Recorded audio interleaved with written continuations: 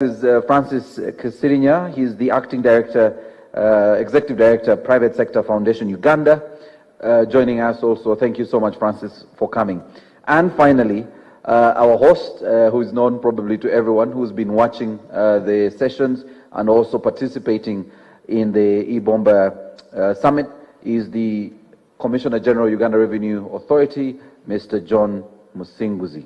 Thank you so much, John, for hosting us today.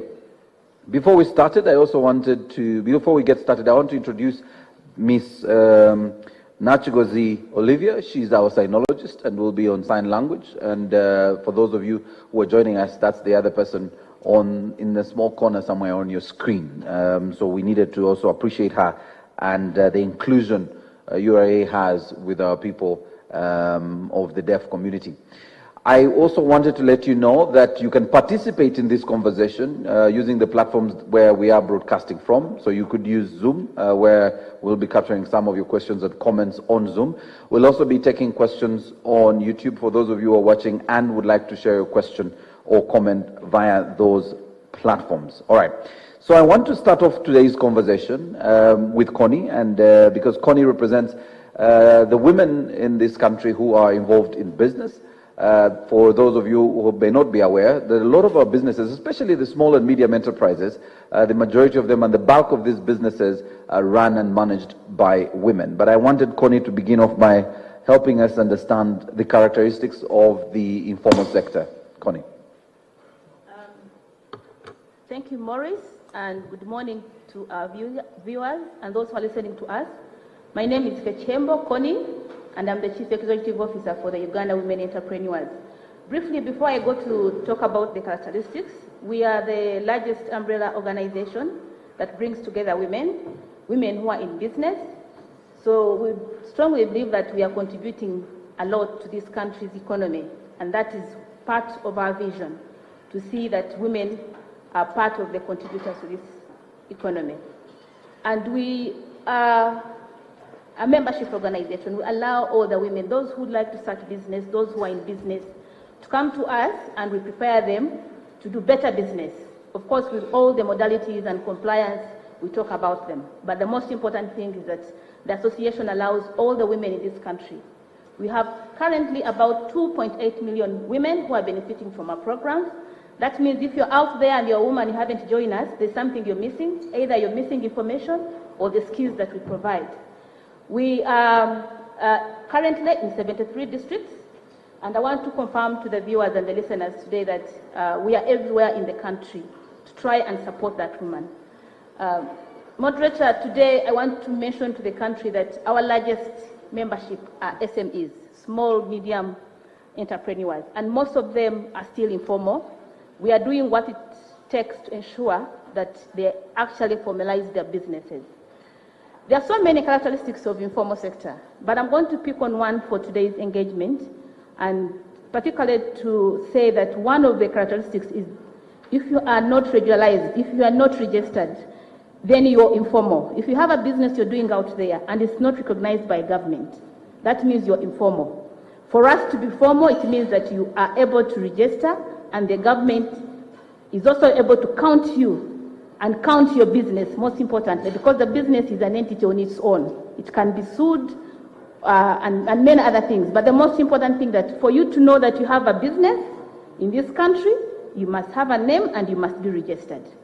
So that characteristic is very fundamental because it then builds on to many other things that you have got to do in your business. If you need information, they give it to those who are actually recognized by government.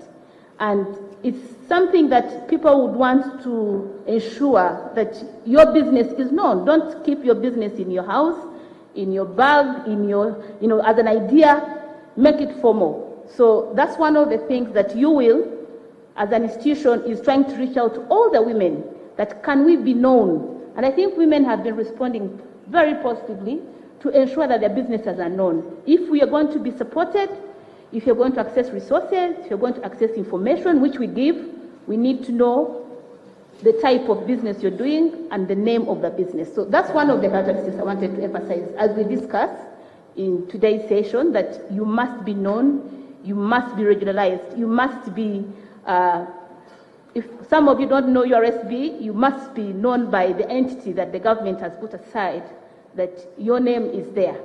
So that's one. And the majority have not failed to register, but they are not aware whether it's very important for them to have a business name, go out there and have a certificate and register it. It's always the pride. I see the women when they register their businesses, they feel very important. It's a mark.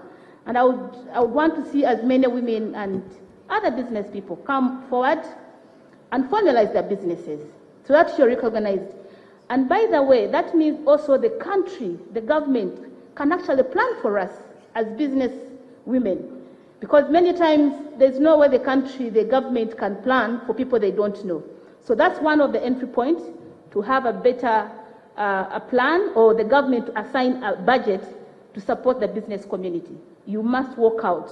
If you go to places like cross the border, for them it's about survival. They want to go and make their 10 shillings and come back.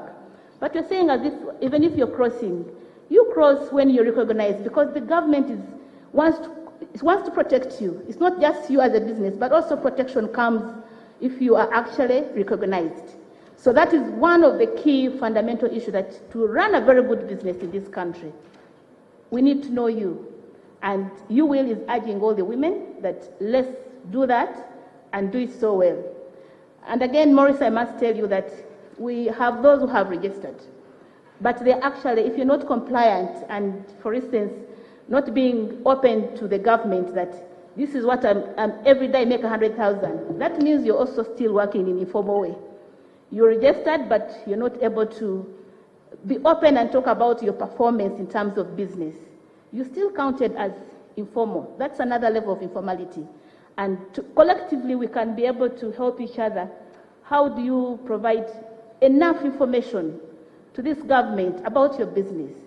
There are many benefits to that. If you do it, there are very many benefits, because like I said, then the country can plan for us better, and you're able to be helped. If you have any challenges, they're able to respond to some of those gaps. I don't know how much time I need to continue, but that's the start for me, that really I would not everybody to have registered. All right, Connie, this is a conversation that I wanted us to first allow our viewers and those who are actually watching us understand the bulk of the informality in our businesses and why it's important to actually register. Rosemary, you do a lot of capacity building for our young people, and a lot of them normally are entrepreneurs. Just share with me what some of those frustrations are in the informal sector, and why those who are still doing business informally want to remain in the informal sector. What is it that is stopping them from getting formalized? Thank you, Maurice. Good morning, viewers. I think I want to start by congratulating URA for celebrating 30 years of developing this country, and also to say that as Enterprise Uganda, November is our month for celebrating entrepreneurship, because entrepreneurship is really the main driver of most economies. And so in November, we want to recognize entrepreneurship. So this invitation was very timely for us, because we want to celebrate the informal sector and to get them, to encourage them to move to the next level. And so as Enterprise Uganda, we are an institution that was created by government of Uganda in 2001. And our mandate is to train and mentor Ugandans to do business. And so we look at the micro, medium, and small entrepreneurs. Now, over the years, I think, I just want first to add to what Connie has said. It's important for us to realize that when you talk about the informal sector, we are talking about 52% of our business economy being in the hands of the informal sector. We are talking about 85% of employment coming from the informal sector. And so it's important to realize that we are talking to a group that is very critical. And so I want first to appreciate that it is not illegal, it's not a bad thing to be in the informal sector, but it is the beginning, it's the entry point, that the foundation of our economy, that the formal sector actually rests on the informal sector, that the informal sector is actually the breeding ground, that is the incubation, the incubator where businesses are made. Today we see Sudhir, we see all these business people, they started in the informal sector. And so I think that it's important for us to appreciate this sector, and that as we engage, we want to see how then do we, because the informal sector is the entry point, we want to see transitioning, we want to see progress. And so as Enterprise Uganda, we come in and we deal with a lot of the informal sector. And one of the main challenges that the informal sector has is it's really an issue of perception, an issue of mindset. There is a general fear, a general negativity towards paying taxes, and we think that the only benefit of formality is, or the only thing that you get from being formal is paying taxes. No, there are so many other benefits, as we'll discuss today. And so, so that's one of the challenges we've seen with the informal sector, that there is fear. And so because of that, as we support the informal and the medium and small enterprises, we encourage them, there is growth, we encourage them to think bigger than what it is, because many times the informal sector starts because, of course, we know there's a lot of unemployment. And so this sector enables one to actually start and create their own thing. And so it is a good thing. But we want to get people to be able to grow beyond where you are, to think big. So part of what we do is we say, you come in informal, okay, it is not a sin, nobody's hunting you down, but we want you to think bigger than today. Because the motivation for starting in the informal sector is really survival, right? You start something because probably you have no option, you have no job, and so you're coming in there to start for survival. So, and it is a good way of starting a business, but our responsibility, and many of us here, is to point these businesses to what I want to call the true north, where they're going, that being in the informal sector is not an end in itself. It is a stepping stone, it is an entry point into bigger things. So somebody needs to be able to challenge the mindset, to enable our entrepreneurs to think bigger and to look at, to aspire to move to the next level, to become medium, to become large, and eventually become not just a household, but a regional, a regional icon. And so, yes, so that challenge, the biggest challenge is the mindset, and we come in to help address that. And so we do a lot of mindset training to help these, the small pot realize that there are more benefits to actually being formal than trying to hide. Because what is happening, and what we see, a lot of our businesses, even in the informal sector, as they grow, because of that fear, the perception, the perceived burden of paying taxes and the tax enforcement challenges, again, these are perceptions. Because of that, we are seeing a lot of horizontal growth. That these informal business people, you find somebody who's doing, for instance, Rolex, and they have like 20 different points. You imagine if they consolidated this and registered, and what kind of business that would be. But that's not the thinking. And so our focus is to encourage us that put all your eggs in this basket, so to speak, and be more visible, be recognized. That way you're able to be supported by government programs, because as long as you're informal, you're invisible. So when policies are being set up, it's difficult to set policies for an invisible group you can't find. And so I think the message today is to encourage the informal sector to say there are many benefits to you coming out and formalizing. Paying taxes is one of them, but also growing your business, employing more people. Because as long as you're under there, you can't brand yourself, you can't be known. You can only be known if your business is branded and you're out there and you can be recognized, and that's how partnerships come in, that's how growth happens. And so I just wanted to emphasize that. And so the biggest challenge is mindset, but mindset is something that we are working on, and we need all to work together to ensure that there's that movement from informality into the formal sector. Of course, we also know COVID has been a big hit, because the informal sector by nature operates in different locations, but we also know that the informal sector is very actively in the supply chain of the bigger economy, the formal economy. And so COVID has come in, it's been a challenge, and we've had quite an attrition, a shrinkage in the informal sector. A number of businesses have actually closed. We've had a lot of our clients, the small ones, especially the urban informal, because we have the rural informal were not that disrupted because most of them are in agribusiness, and so work on the farm continued. But the urban informal, the chapati seller, the person who supplies firewood to a school, the person who supplies stationery to different institutions have been totally disrupted, and a number of them have closed. And so I think that what now needs to come out is for us to be able to, now, because you're informal, how are you supported? Where do you get, when we talk about this stimulus package, it's not targeting the informal because you're under the tunnels. And so I think there are so many benefits to start by registering, and then that way you're visible, and therefore it's easy for government and other partners to be able to design programs to support. The stimulus package currently, there's nothing going out for the informal, and the informal are in dire need of working capital to restart their businesses. Thank you, Rosemary. For those of you who are just joining us, you're finding us in a conversation on business formalization and inclusive resource mobilization. We are really speaking to the issues of formalizing our businesses and why it's important to actually formalize your business. If you're one of those who's already doing business, whether you're doing it online or you're actually doing it within your community. These are some of the advantages when you listen to Connie and Rosemary sharing with us what they are doing. I wanted to go to Francis, because Francis, you have in your basket of goods, which I know that the private sector is always lobbying for with your donors and development partners and government. You have services or even incentives that you provide for the SMEs in your space. However, anyone who's not registered and is not formally registered cannot benefit from this. So why is it important that for me to benefit from some of the initiatives and incentives you have as a federation, I must be registered? No, I thank you very much, Maurice, and I thank my colleagues, panelists that have already elucidated on this topic. But before I go into what services we actually can provide, allow me to add a little bit on what my colleagues have said.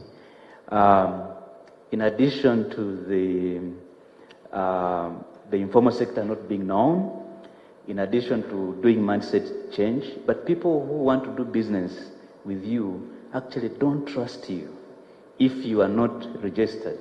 Everybody thinks that you are the one who sells counterfeited goods.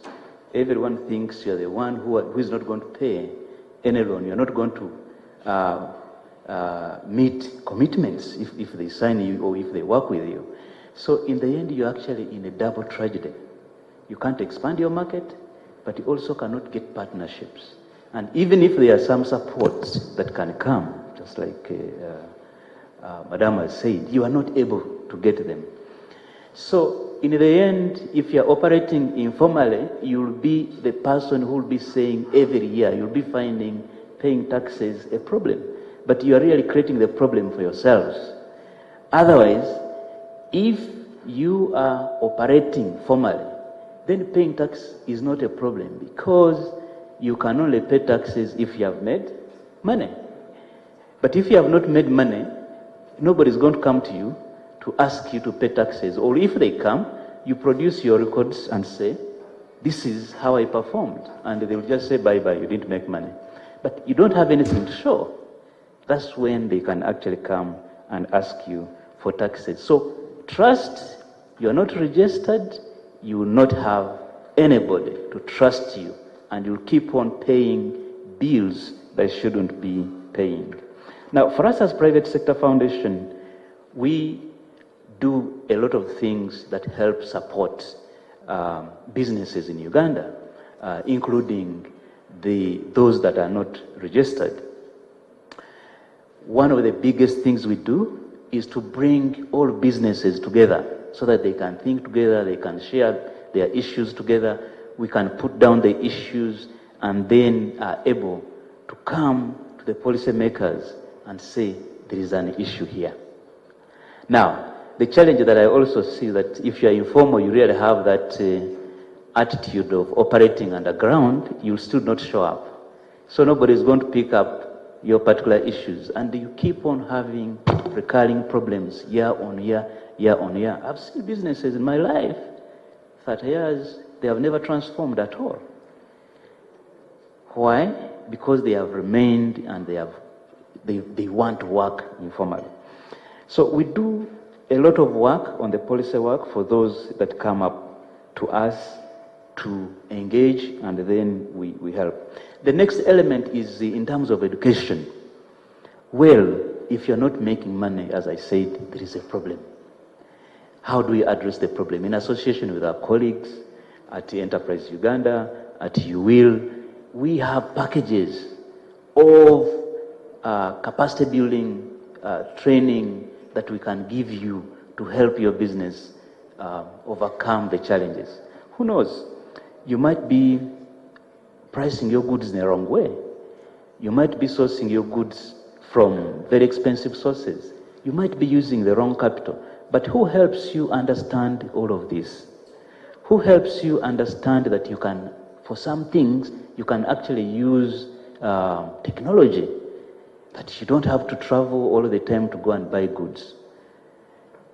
Who helps you understand that if you have bought or ordered goods online, these are the controls, these are the things you should do in order not to lose those goods?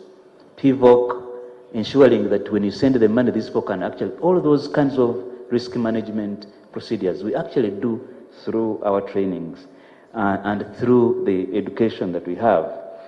The biggest piece that we also do is to provide to you what we call business development services. All of those things that help you.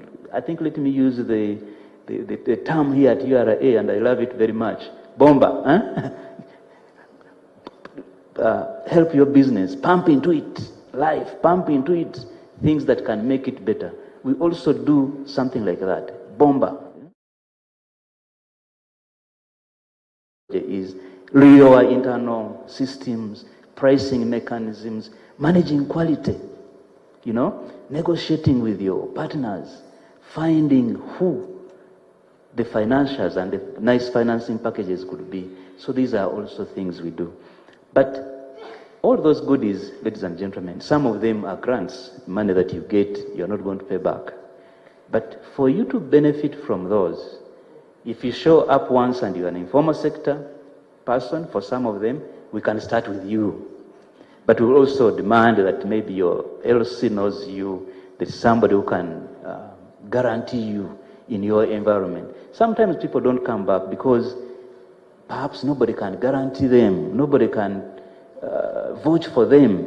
How sure am I that if I vouch for you, you're not going to do something illegal and then they come back to me? So some of them lose out like that. But in the end, whoever wants to benefit from our services, without going through all that trouble, you need to be a registered company. Also, Connie referred to this, is the area of identifying markets for you, the area of identifying sources of inputs for you. There is a number of inward and outward travel missions that are organized in the country, and we are many times as PSFU part of them. So if there is a trade mission going to China, where people are going to go and be exposed, see who can supply them, see what machines they can buy, and all this and the other. When we put on the list, we ask you for your company name first. It is not your birth name or whatever.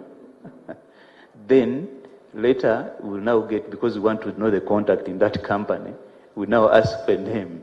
So you can see that your name is not the most important thing. The most important thing is your company. How do you have a company that you can refer to? It must be registered. So the benefits of registration are incredible. They're just very many. And I can assure you, those that are progressing here are those that are doing the things the right way. So my colleagues, fellow Ugandans, members of the business community, we are still having 52% of you doing business but not registered. Your colleagues who are registered are progressing. Why do they progress? Because they can have partners. Banks are willing to work with them. They can get supplier credit. They can get all this and the other. You can do it yourself. Registration does not stop you or is not about paying taxes. That's the least thing. And I've told you very clearly, if you ever find yourself not being able to pay taxes, the problem is with you. Register, get helped, and then your business will be doing very well. And we'll stop saying whichever business is progressing very well, they say, oh, those are Indians, oh, those are Chinese, oh, those ones is this and the other. No, it is a logic. The logic of growing the business is known, it is scientific. Registration is part of it. Please, you must, if you want to grow a business, you have to register. Thank you, Francis. And really that was the core of this conversation at the beginning, was the advantages to formalization.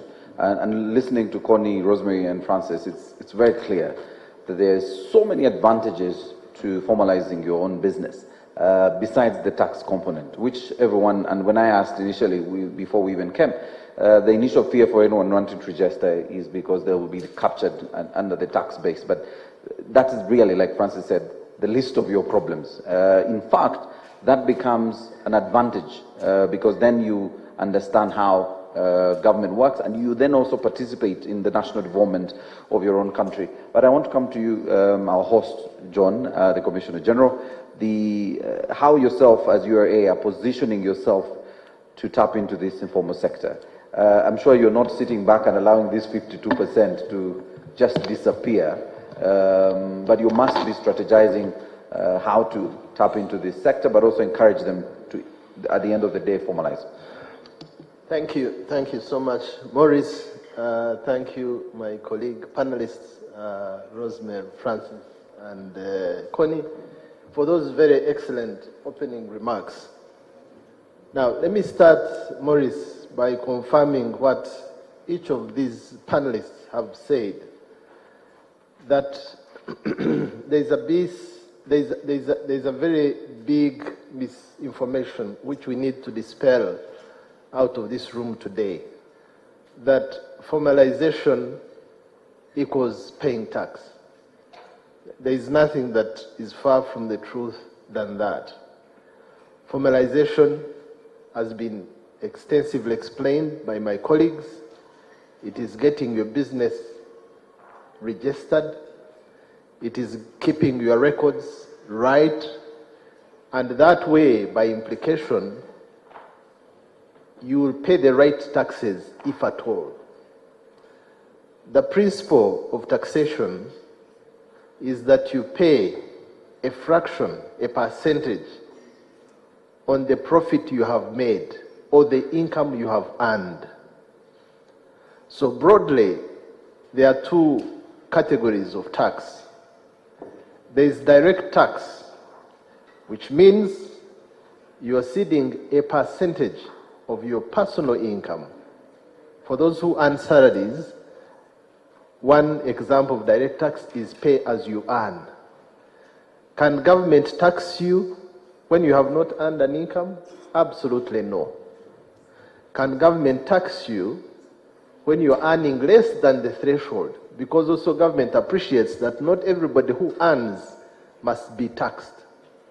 So there is a threshold of 235,000, below which government does not tax you.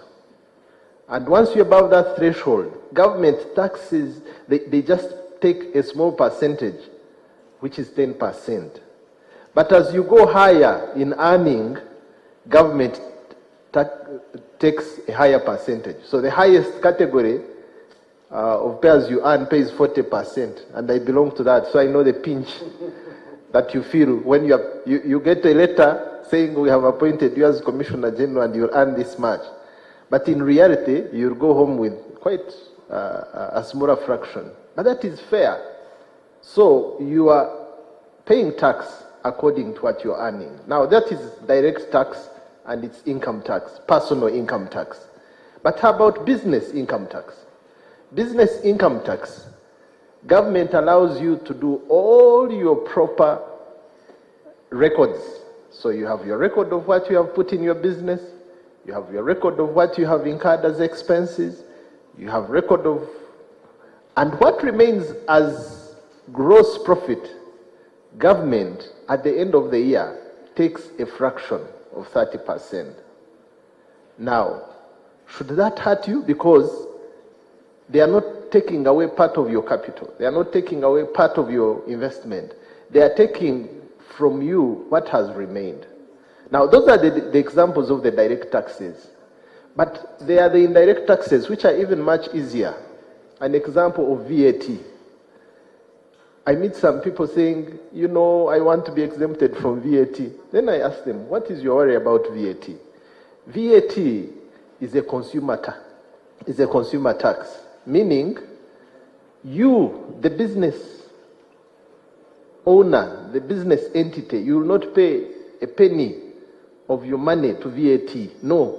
When you're buying stock, you are incurring what we call VAT input. Whoever is selling to you will say, this is the cost of the items I've sold to you, 18% of these items is VAT, and they will put it clearly on your receipt, and you'll pay the whole amount. That is your VAT input. When you're selling, you will do the same. You will sell the item at 18%, and you will collect VAT output. So what you pay to government is the difference between what you have collected and what you incurred. So really, is that a tax that should hurt you? So number one, formalization does not mean paying tax. So if your VAT input and your VAT output are equal, no VAT to pay. If your VAT output is less than your VAT input, you'll be in an offset position. You'll come to URA will give you money. So, and if it's a direct tax, yes, you'll pay a fraction of your profit. Should that hurt your business? So now, listening to all these advantages in formalizing business, should really taxation be a fear for someone to formalize? How will you expand if you don't formalize? How will you ensure that those who work for you do not actually cheat you? Because you must have a proper way of keeping record. But imagine, for the sake of avoiding tax, you don't want to have a proper record. But you're not a robot. You'll get a day to rest. There's a day when you leave someone in your business to run it for you. Let me tell you this example. There is the best example of informality at its best. Informality, but also coupled with some degree of illiteracy, not being able to do business with ease. There is a particular shop, I won't say where it is, but I've been there to buy. This person does not mix the money that comes from the sale of sugar and the sale of tea leaves. So for every item, she keeps the money on separate corners of the drawer. So when I used to go there and buy, I would realize it's taking so long for her to give me my balance when I've purchased some items. Now I asked, and she said, no, but you see, I don't mix monies. So tea leaves separate, sugar separate.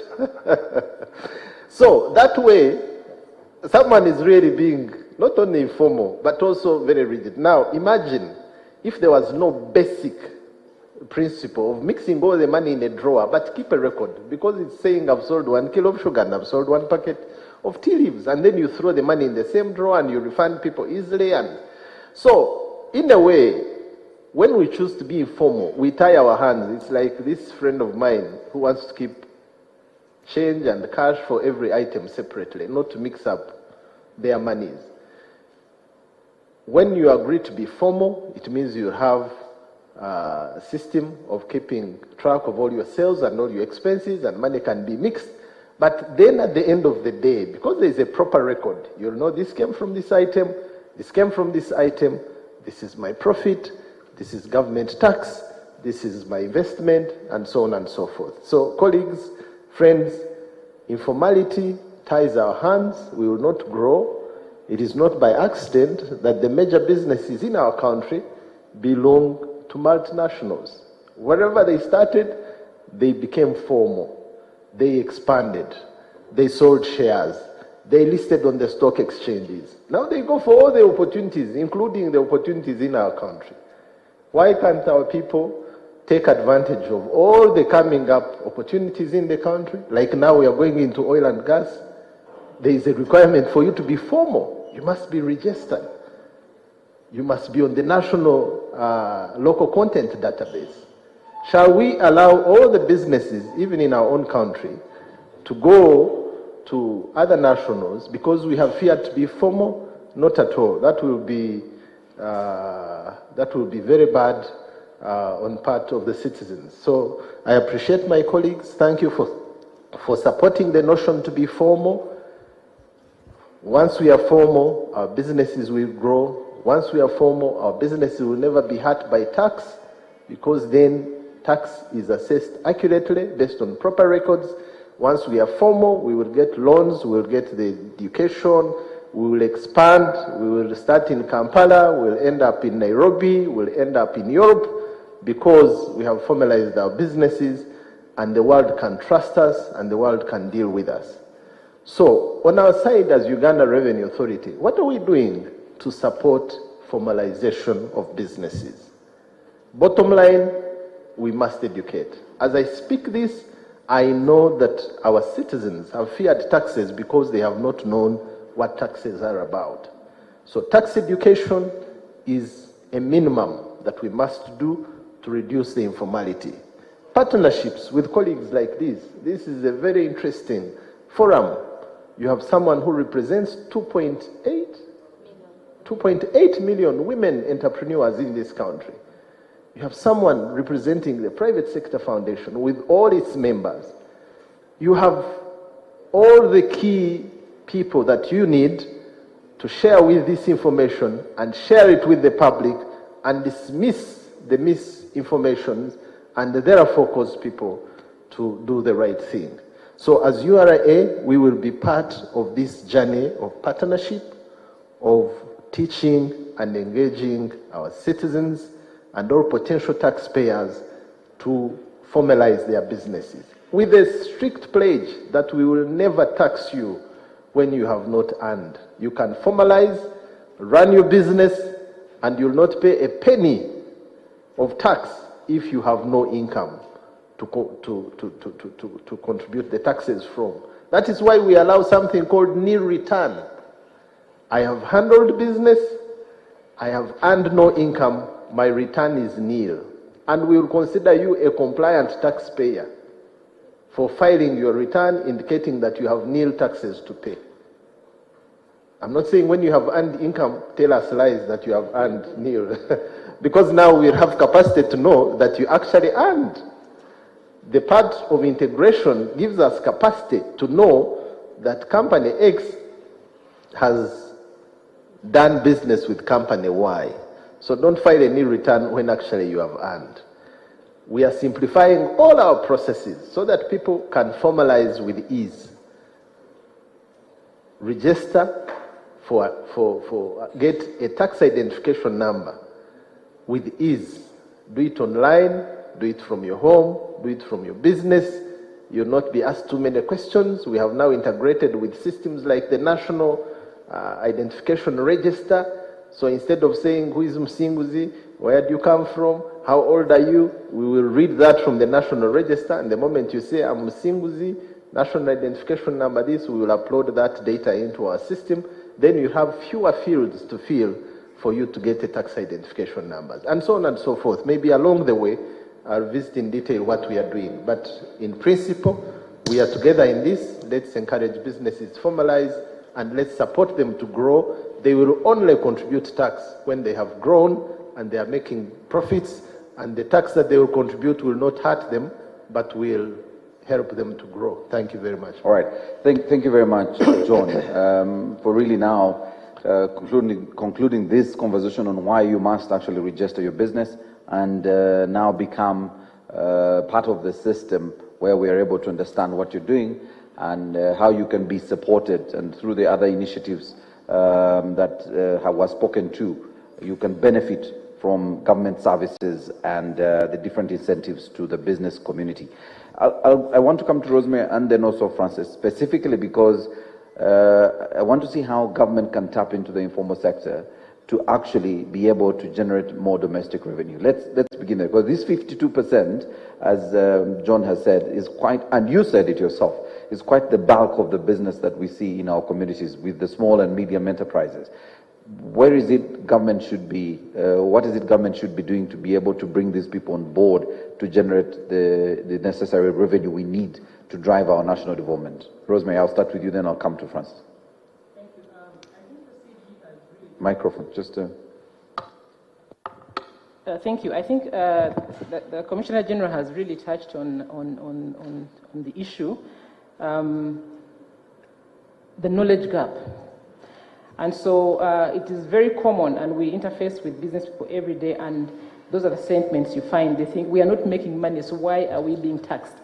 And I think that, and I'm glad that URA is actually focusing so much on building, sensitizing and building knowledge, because that taxes are paid off your profit, your gross profit. It's not right from your sales, because then you're allowed to expense them, take away deduct all your expenses, and then after you've covered all that, what is left is what is taxed. So at the heart of it is the issue of the business culture. The business culture that we have, and this is not just for the informal sector, but it cuts across, even the SMEs have the same challenge. Because of the way we start, it is my thing, it is my business. And so we find this one-man syndrome.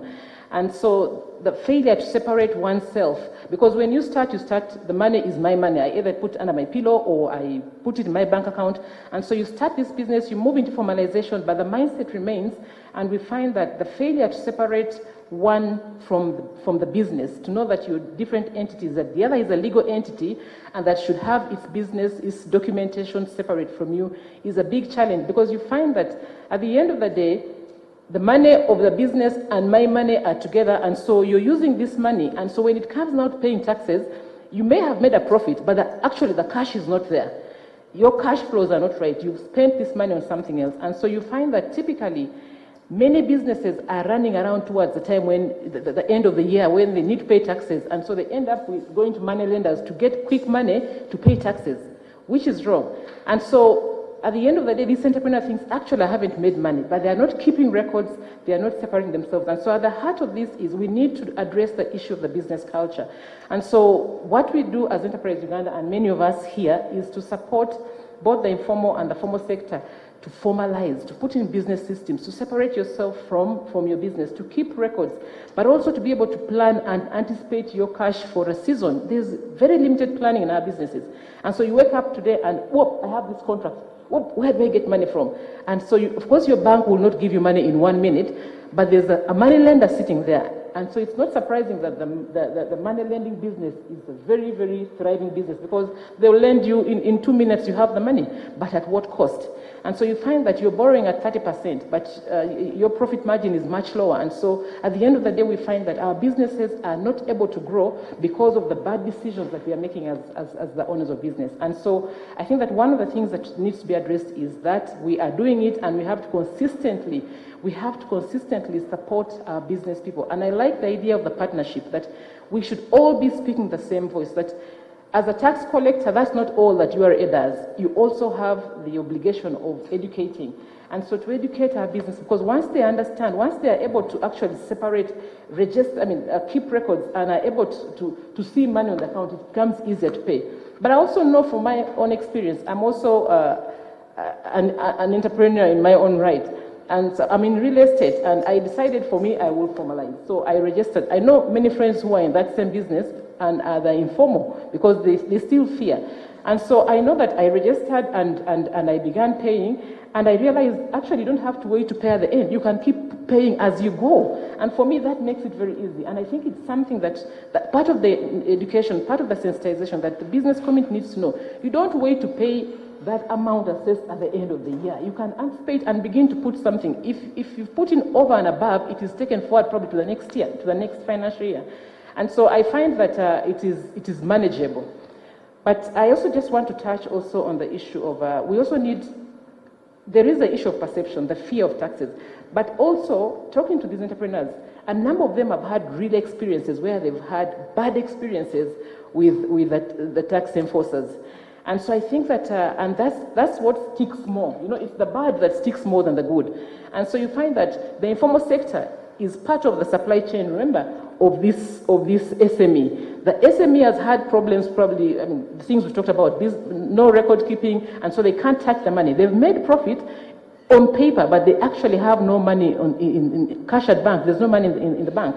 And so because of that, when the informal sector comes and they want to be paid because they supplied whatever it is they supplied to this SME, the SME says, you are a Ndibubi, I can't pay you. And so they end up not paying these people. And so what they are doing, they are now affecting the mindset of the informal, because the informal says, hey, so URA comes and takes everything that you're not able to pay your suppliers. And yet, no, it is because you have not embraced the right business systems. And so because of that, this perception that the informal sector has, to them is real. They have practical experiences. They've seen the person they are supplying, the SME, being chased and being locked up and whatever it is. And so I think that we need there is need to, as we support the business, the informal and the business community as we sensitize them to appreciate the power, the importance of paying taxes, but also the importance of doing business right. It's also important that we also soften our approach to them, that it becomes a relationship, that they will be honest enough to come and say, you know what, these are the challenges I'm having, how can you help? And that we should have a referral system, that the officer here should say, you know, Enterprise Uganda, there is this group, how can you help us support them? These are their challenges. And I think that that conversation needs to happen amongst ourselves, so that as partners, we are speaking the same language, and we are seen to actually appreciate or to understand or to empathize with the business people. Because many times they think URA doesn't empathize, they don't know our problems, and yet actually URA does. But it's because, again, the bias. So I think sometimes the messenger must decide who is the best person, who is best placed to communicate. And so we, the private sector actors, should be able to have this message, to allay the fear. Because many times you find us also supporting the business people, and yet we appreciate that there's actually need for them to pay taxes. And so we need to have the same message and be able to address the business challenges, the real felt needs of these business people, the negative mindsets, the perceptions they have, but all come with packaging the right knowledge and working together as partners. Thank you very much, Rosemary. Francis, just picking up from there, because we spoke to why it's important to formalize, but we are not yet speaking to what government needs to do to reduce that size of the informal sector that will then generate the necessary revenue we need for URA and government.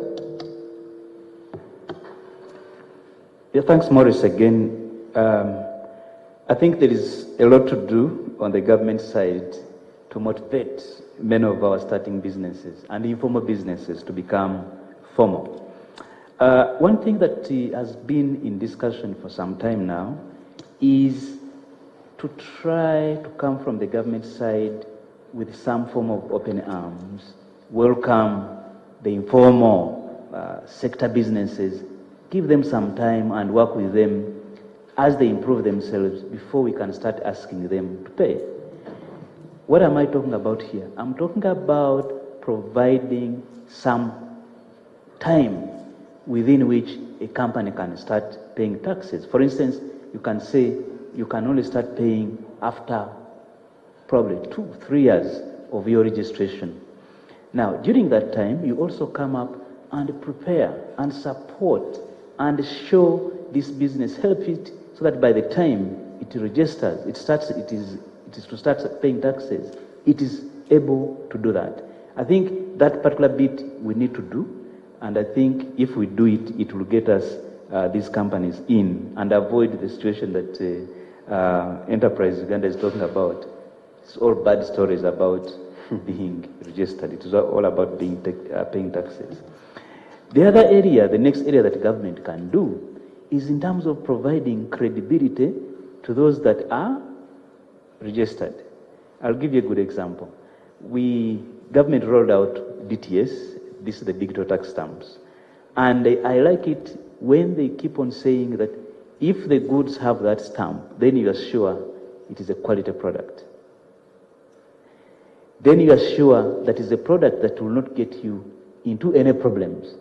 So meaning that if you validate those that are formal, it will attract those that are not informal to become formal. So that is also another area that we could do. But there is also a role for us as associations. We need to also come in and see how best we bring opportunities on board for the informal sector so that they are able to say, oh, we can earn this even when we are informal. Then later on, you get them into the system and they start paying taxes. I recall a discussion a few years ago about how this discussion started with us as Private Sector Foundation way back in 2007 about how would we as a country build our manufacturing sector if we didn't actually pay attention, we didn't want to consume these products. So we started the discussion and said, we have to build our own.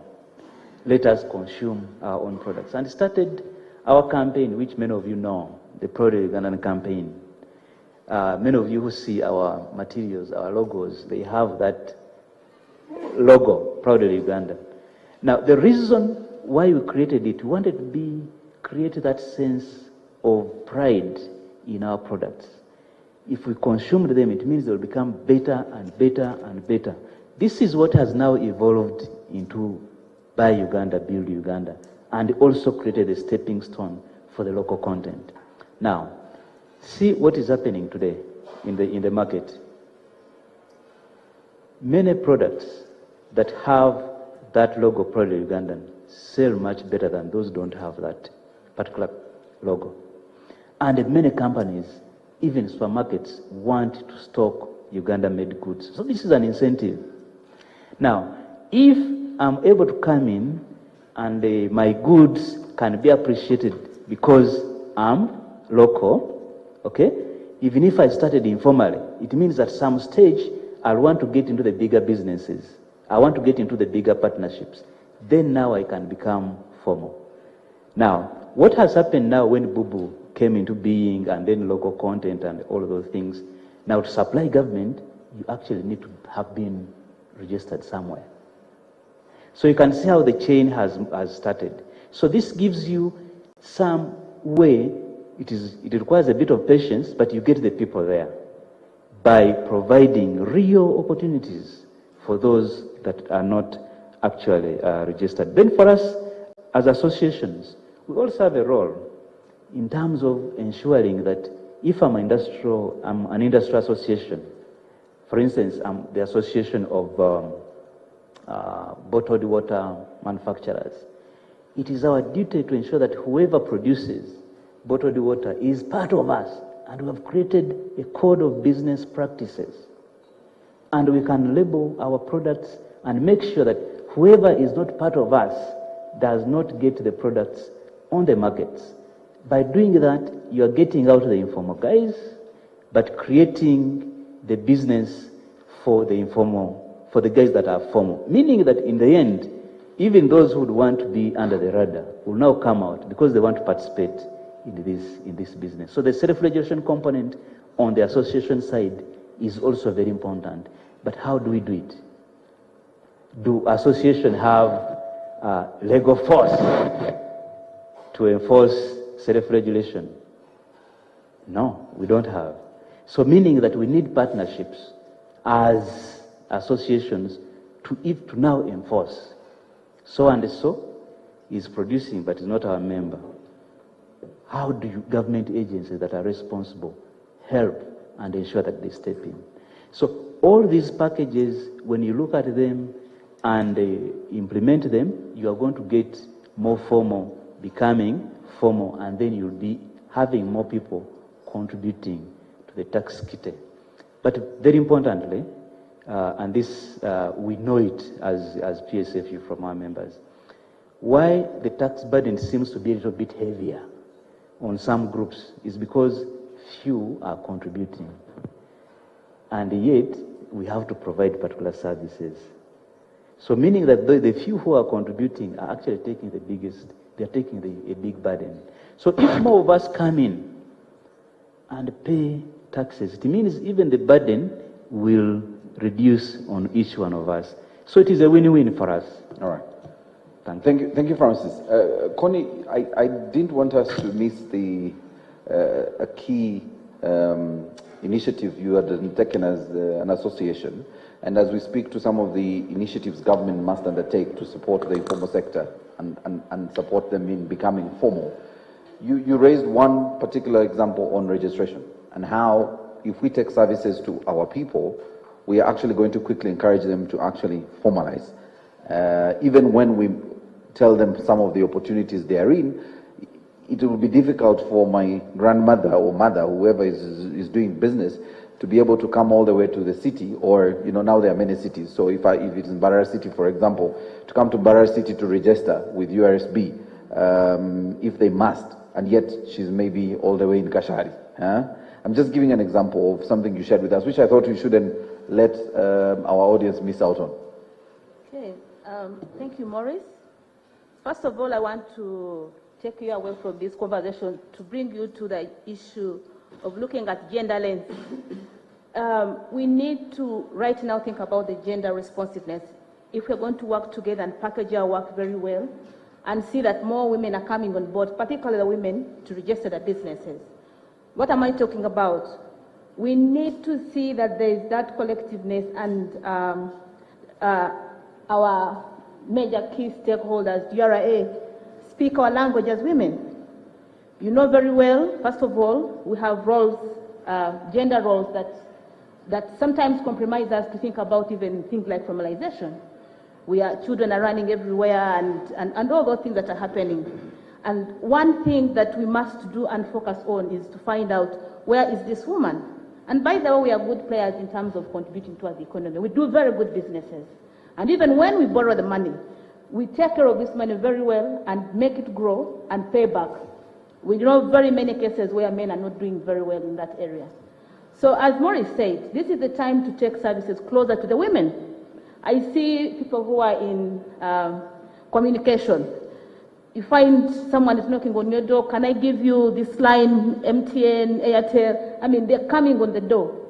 This is the time all of us to come on the door and knock to the women who are selling. They're selling in their cars, by the way, sometimes, in their backyard, they've done their mushroom, and they can actually formalize and have their mushroom registered and contribute to the economy. But can we reach them? I shared an example earlier before we came here, that UWIL is partnering with the Uganda Development Bank.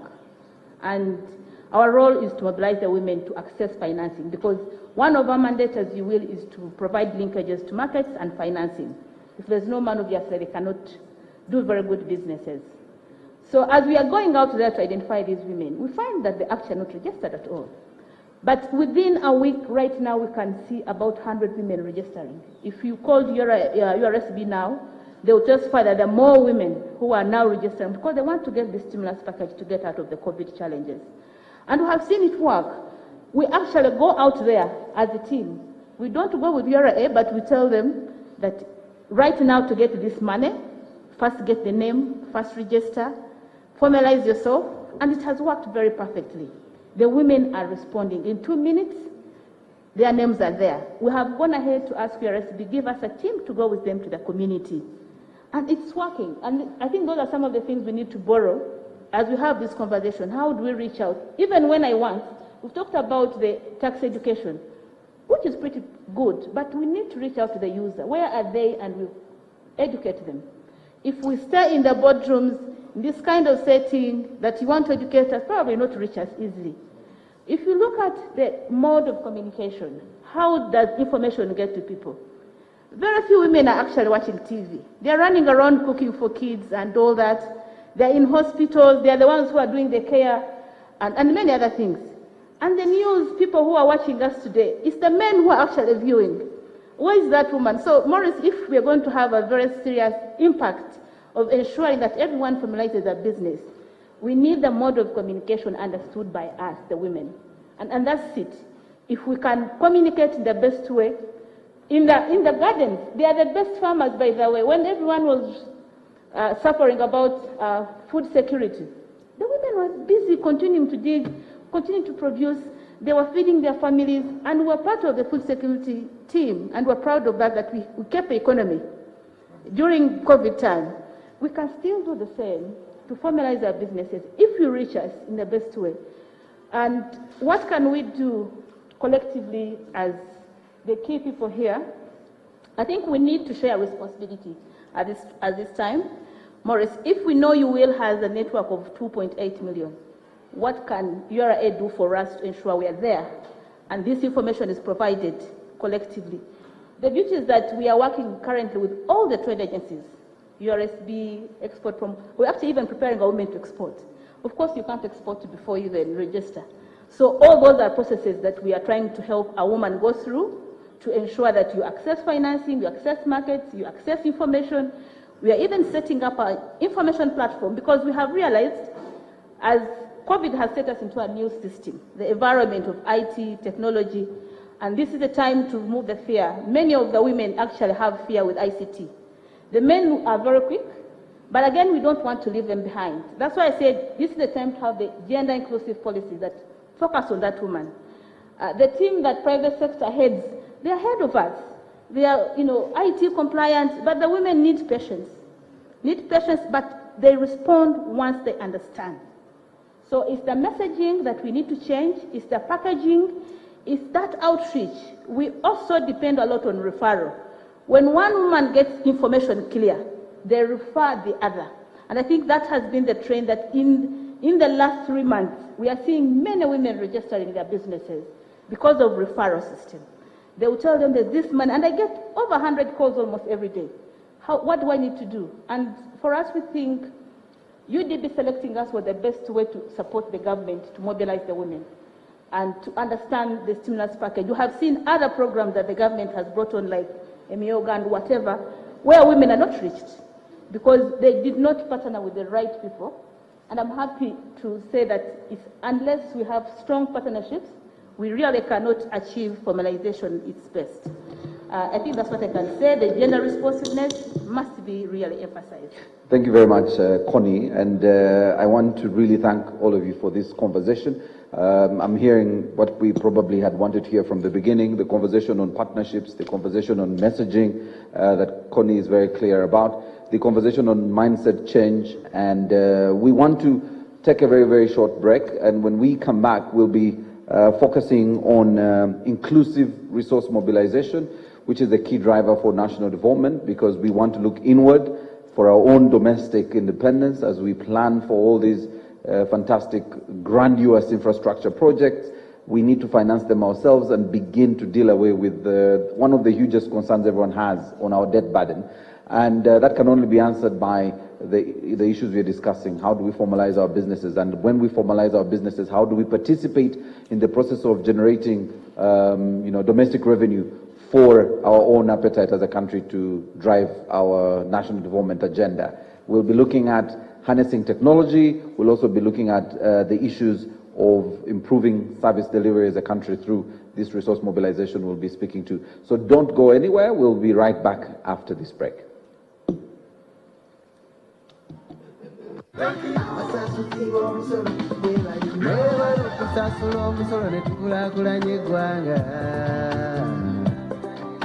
The children are going to school for free.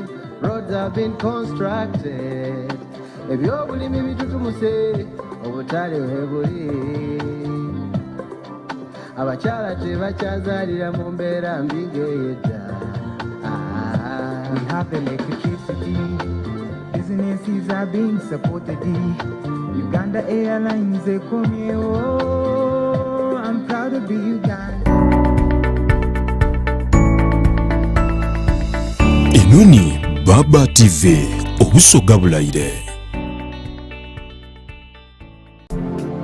Ku njira ya Nile Avenue woyida okwagala ekifo eky'omulembe ng'Enoni Bucks Motel yidde olumirwa empeereza yaffe ey'omulembe awazira kintu kyona kyona kikumala ku mirembe kuno kw'otembera ey'obwire endikayikamo so nga iwaayo enda ebyokunywa eby'endawulo tulina byo mu ibala lyaife ate nga liboneka bulungi mu restaurant munoyida kwagana mu emmere mu bika byona byona omuli African ne international dishes bw'ojja ku bisulo byaife bino biri self-contained ate nga bya kikungu omuli double ne single bedrooms mu kibuga Idinda ku Bucks Motel wonka okwagana conference hall etyamye omuwendo gw'abantu boona takuna buli kika kya mukolo oba akabaga otalinga wandi.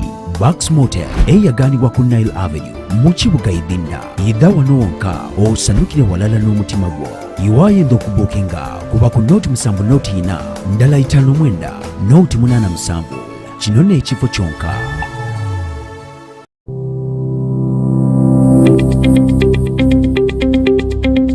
Corona taliiko mugezi, taliiko musiru, taliiko mugagga, taliiko mwavu. Tugayaliridde okubeera nga twambala obukookolo nga tulowooza nti corona taliiwo. Tugayaliridde ebyo byateekebwawo gavumenti ne minisitule y'obulamu, wabula corona kasogayalira ebyo ebimukutuusaako corona akukwata ate ayinza n'okuggyawo obulamu bwo.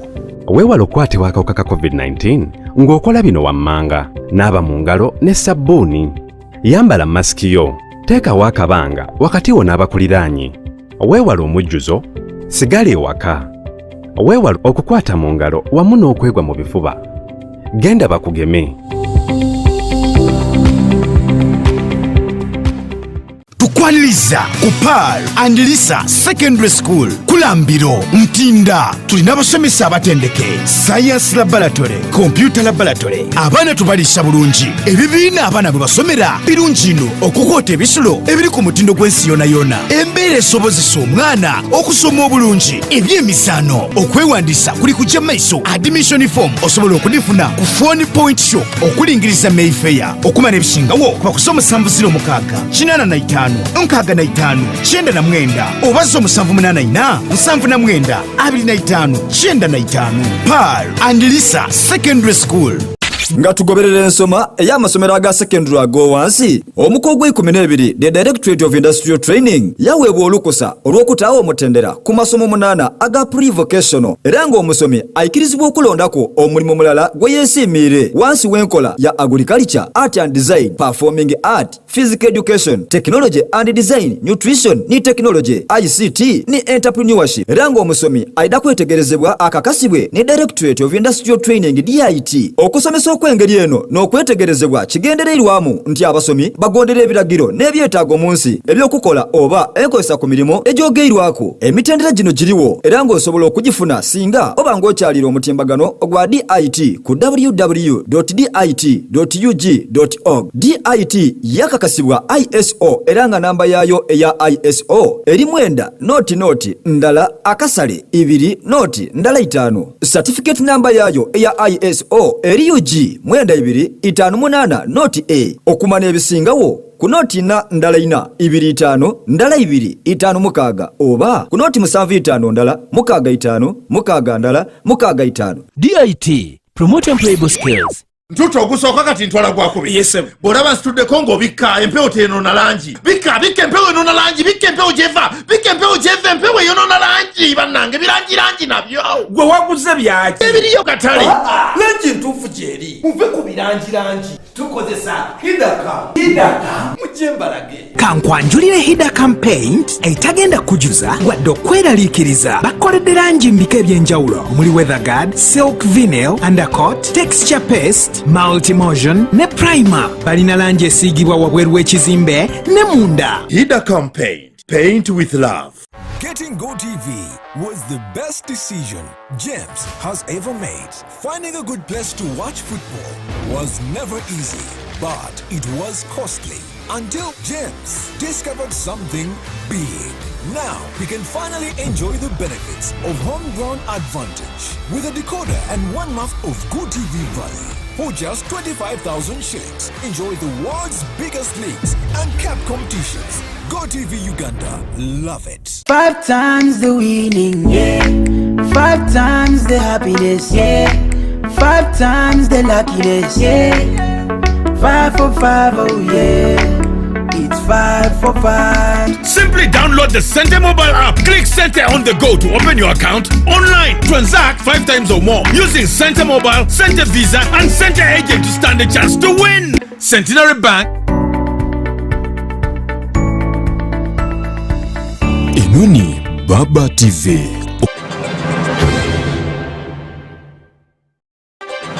Domestic independence.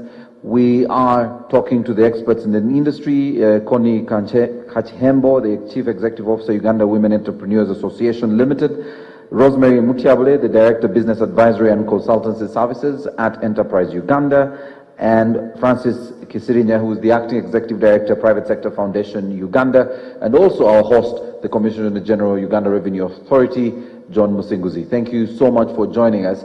And if you've missed the bulk of this conversation, don't fret. You can actually watch the opening, the entire series at the end by playing back the YouTube stream. You will be able to catch the conversation.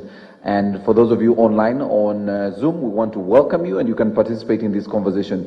Shortly, we'll be coming to some of your questions and comments. And now, John, as we quickly look at expanding the tax base, we are wondering what strategies you're employing as Uganda Revenue Authority to grow this tax base so you can ramp up this resource mobilization that will then support our national development agenda. Thank you very much, Maurice, and all our dear listeners. Very, very important, Maurice. We, as the organization, Uganda Revenue Authority, as the organization charged with efficiently mobilizing revenue for national development, we realize that we've made 30 years of age. We have a country with a lot of potential to grow, to become a first world country, and government has put in place plans for developing this country and taking it forward. But a very critical component of this development plan is having enough revenue to fund the plans of government and to develop the nation. So we are recommitting ourselves, and as you rightly mentioned at the start of the program, at our 30-year anniversary, we recommitted ourselves to walking the path of efficiently and effectively mobilizing tax for national development. Just like my colleague Rosemary mentioned, every institution, every community has a culture, and that culture is important. So as Uganda Revenue Authority, we are working on our culture. We want to position ourselves as a customer service, customer-centric, sensitive and listening to the taxpayers, because our whole tax system is built around voluntary payment of tax. The government assumes that one will make money and will voluntarily declare what is made, and he will pay a fraction of tax.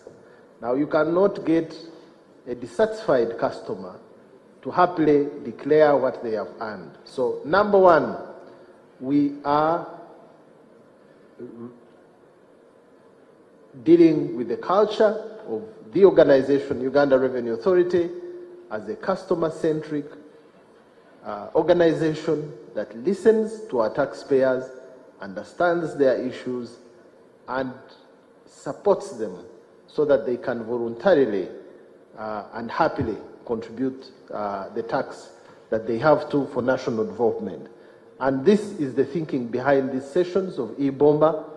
It is the thinking behind all other engagements of tax education that you'll be seeing in future, because we need to meet our taxpayers halfway and deal with the culture issue, because she referred to real experiences that scare our taxpayers. We regret those unfortunate instances that have made the taxpayer think we are a police brutal force that forces them to close. That should never be. We are a listening organization, we are a fair organization, and we will only collect what is due. I remember sometime last year, PSFU organized a conference, and I was honored to be invited, and I referred to the taxpayers, especially the SMEs, to a Bible scripture in Mark 12, where Jesus told those who asked him, and he said, pay to Caesar what belongs to Caesar, and to God what belongs to God.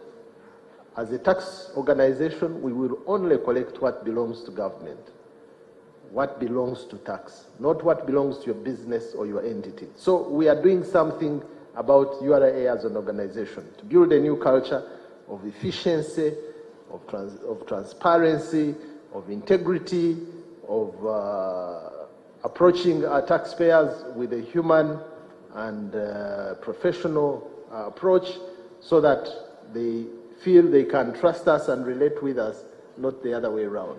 But we are also simplifying our processes. We want to, as much as possible, make it attractive for the taxpayer to pay taxes.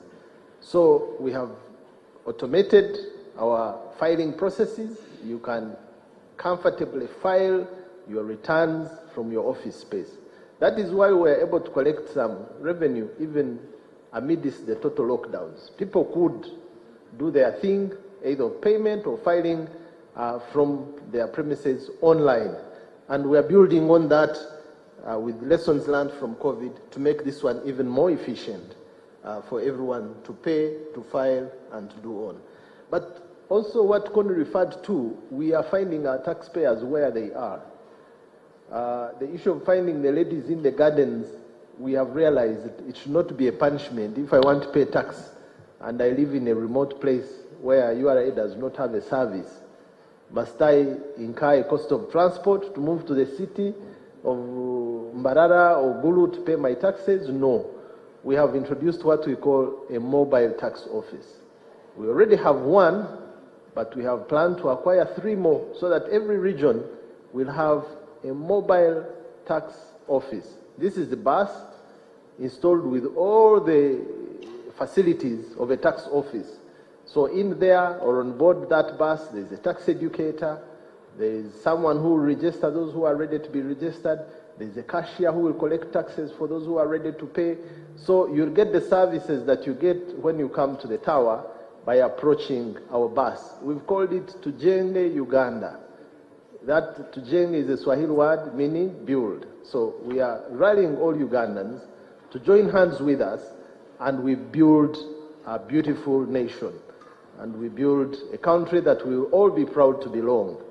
At the moment, on our tax register, we have only 1.8 million taxpayers. This is out of a population of over 40 million Ugandans. If you take out those that are not actively involved in the economy, you still would have about 5 to 6 million potential taxpayers. So we know where we are is not where we should be, but we know where we want to get now. And we need the support of everybody. So as we engage on this tax education, as we reach out to our taxpayers, we really want to rally every Ugandan to come on board. I think Francis referred to this earlier, that the more we are, the less the burden. And these tax policies are always constantly being reviewed. So let's partner together so that even the collecting body and the citizens will be on the same page in rallying government to reduce some of the tax heads. We can reduce some of these rates because more people are contributing towards this. It's a possibility. But where the country is grappling with debt, it's very hard to think about reducing the tax rates. As you know today, we are only contributing about 50% of our national budget, meaning the other 50 comes from borrowing. But if you borrow, then you must service the debt. Now, if you service the debt, where will you get money to stimulate the economy? We're talking about stimulus packages. Nations have been investing in these businesses to get out of the COVID hit. But if you're putting all the resources back to serving debt, how do you stimulate the economy? So it is a shared benefit that we all participate, everyone pays a little, and that way the economy will grow and we will all proud. So we are simplifying our processes, we are automating our processes, we are reaching out to our taxpayers, and in one of the ways in which we are simplifying our services is to offer more online support to our taxpayers. So the young generation, the SMEs, the online groups, please take advantage of all our online services. We have a WhatsApp chat with URA. So the URA number, I need to state this so that you save it and you try it out even as we engage, is 0772 14 quadro 0. So 14, the rest are zeros, 4 zeros. That is the URA number. Just try it out on your phone and say hello URA. You'll get a response. Commissioner General, I just wanted to clear this. You know, for those of us who've tried to do business online and you're procuring a service, there is normally this impromptu text that pops up on the screen to say, chat with me. Do you need any help? Yes. And so you start chatting, and then it's later when you discover that actually that's not a human being. It's AI, artificial intelligence. I want to be sure that there is a person on this WhatsApp number that it's not saying, what's your TIN number? You know, that when you even say hi, it says, thanks for joining URA. then you say, I need some help, then it says, what's your TIN number? It's automated, and it's automatic in terms of reply. We need to be sure there is a person at the end of this WhatsApp line, sir. There is a person at the end of this WhatsApp line. Okay. But also, there are some options which are given right away.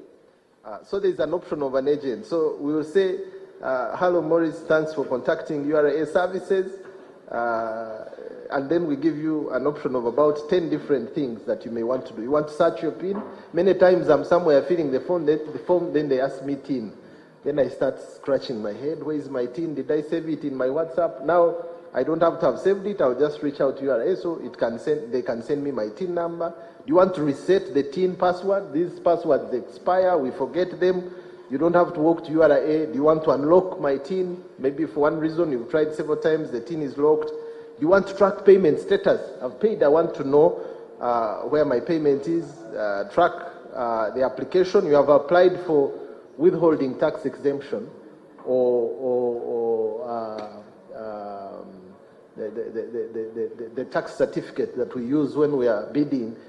All these things are now online, and you can track their progress through some of these folders.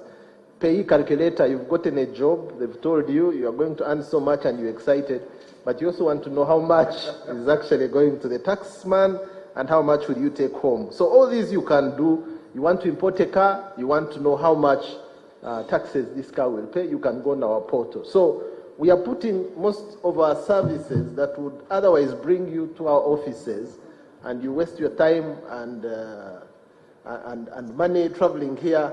We have put them online, and we continue to do this. So please embrace this. But on the other side, we are championing and promoting some of the key technologies that will make life easy for the taxpayer.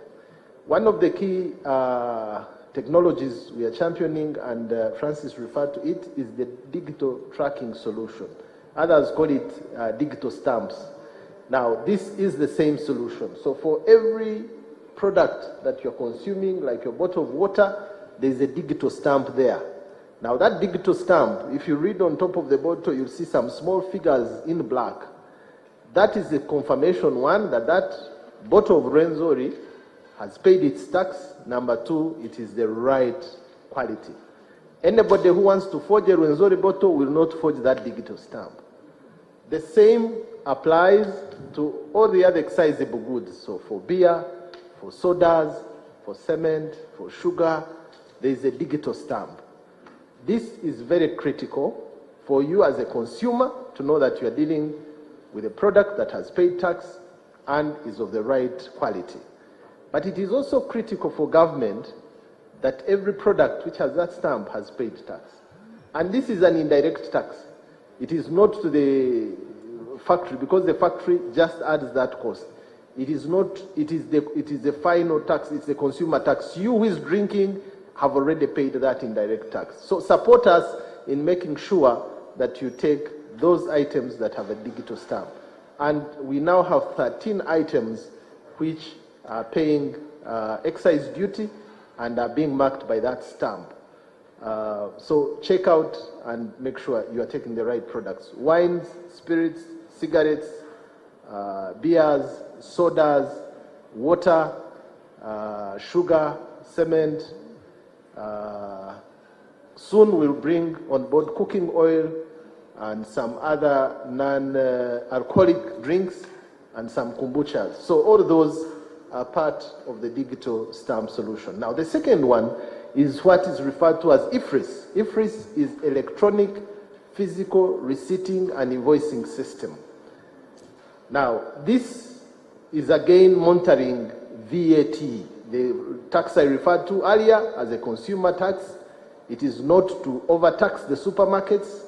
It is not to overtax anybody who collects VAT, retail shops, hardware shops, and so on. No, it is to ensure that we have an accurate record of all the transactions made that collect VAT.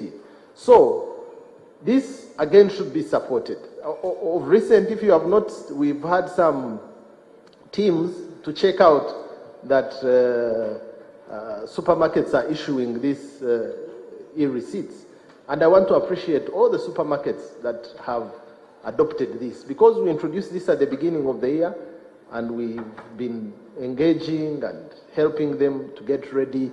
But we also ask them that by November, if you're not on board, then we'll start putting some pressure, some enforcement measures on you. And we are just beginning. We are not going to cause anybody to be very uncomfortable or to delay your processes, but we want, as a nation, to genuinely commit to paying the right tax. So, IFRIS is a good technology. It does not take away the income of the business entity.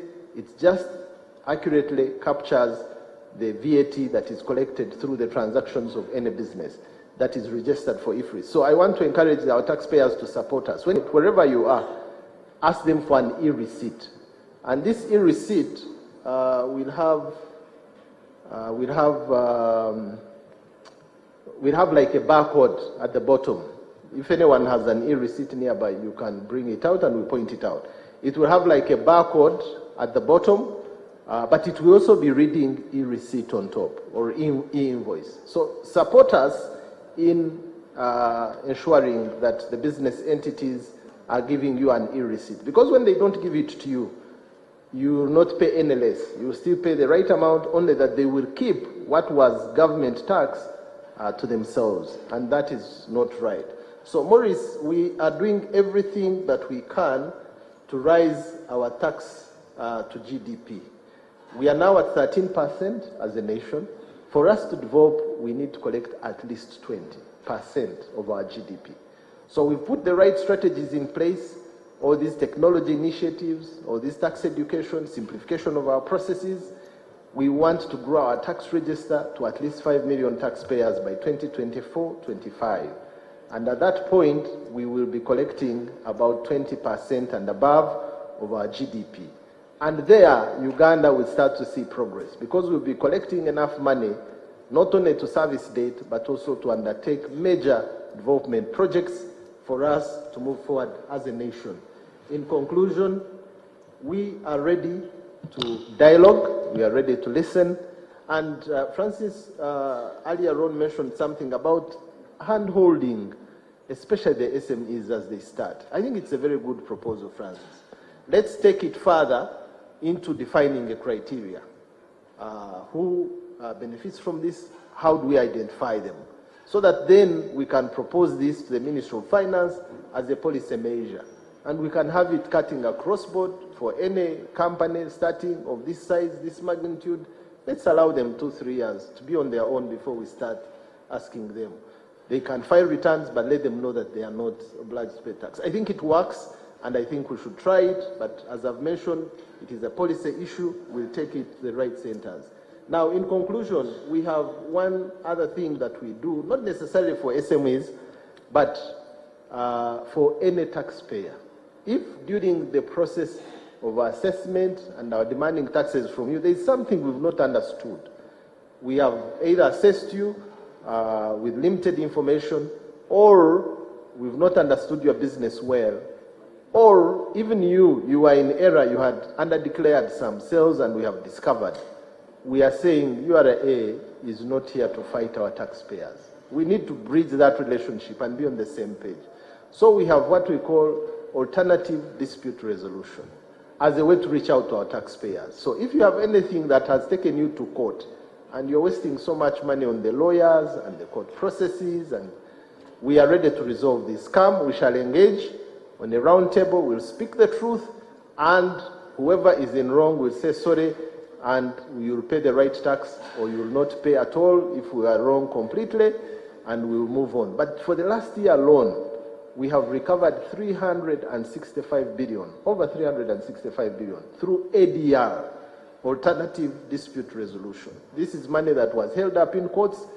It's not coming to national coffers, it's not, but through ADR, we have found out a mechanism of resolving these issues.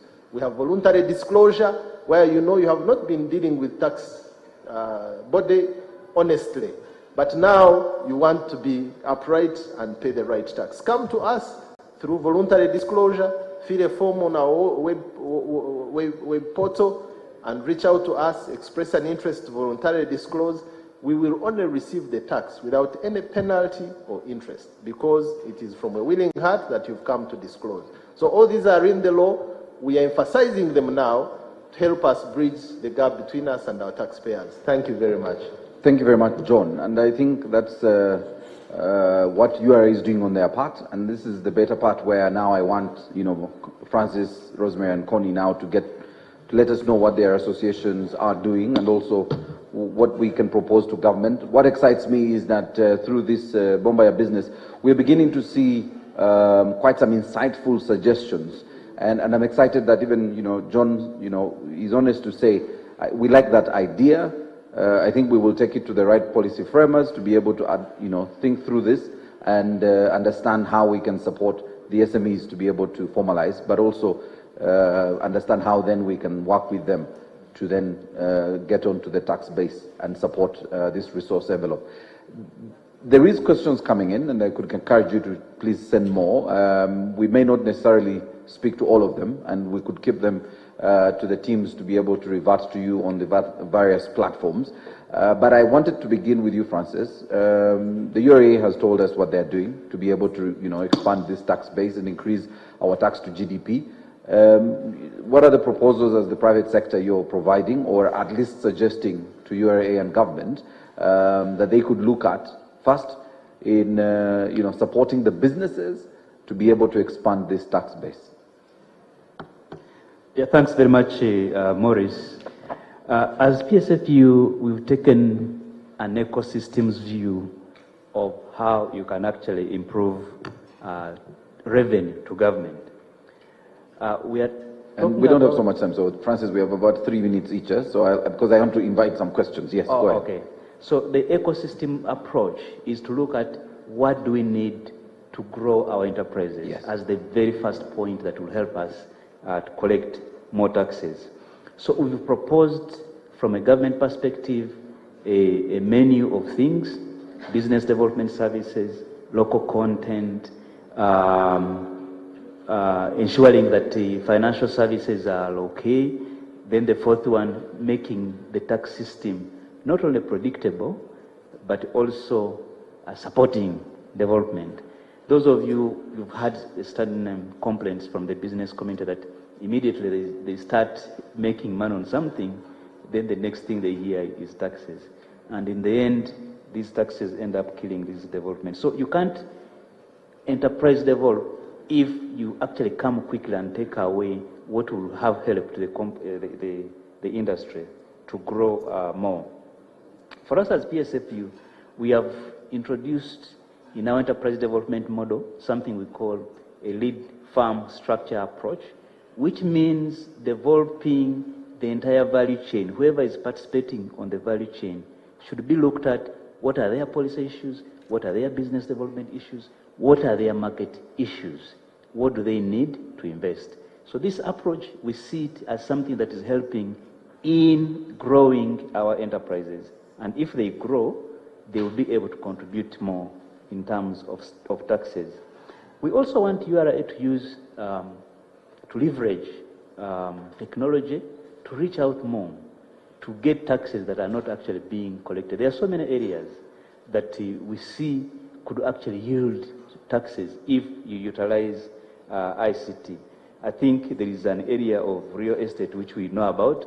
For instance, these days, if you are not as, like myself, if somebody tells me, come and check on me, I'm in such and such a place, I always use Google Maps to help me get to the location. Now, can't Google Maps help us to locate? And a map, real estate investments that are outside the tax bracket, we can do that. The other area also, in terms of in the leveraging technology, is integration of the system. There are many systems that we have that are doing very well already. The National Identification Register, the Land Registry, the Business Registry. Do they talk to each other? And if they do, are we able to see certain things that can help us yield more taxes? So this is what we are proposing as private sector to ensure that we are able to grow our tax revenues to carry forward our country, as the CG has actually said that. Thank you. Thank you very much, Francis. Rosemary, similar question. What is it, we are proposing to government, in a way to support the businesses that later translates into a wider tax base for government, but also to support whatever initiatives those businesses have to grow their businesses, which then translates into more taxes? Thank you. Of course, we know the economy is just recovering from the ravaging effects of COVID, and so in terms of performance, the entire sector has gone down, the private sector, and so I think we need to be cognizant of that. And so I think that the priority now is, as government, to put in place policies to grow the economy, because once the economy is back on its feet and doing well, automatically there will be that transition in the growth in the economy. Even the informal sector will see more money. The business people will touch more money and therefore are able to release. And so I think that the focus should really be, as we look at medium term, looking how we can grow revenue, it is what can we do now to grow, to restore the vibrance in the economy. Issues of finance. Okay, we have the stimulus packages around, but is everybody able to reach what is being provided? I know UDB has a package, but I don't know whether the entire private sector is actually able to reach. But beyond that, we are saying now, we've realized that the informal sector is excluded. And so there is need to sit back and say, what can we do as we talk about stimulating the economy?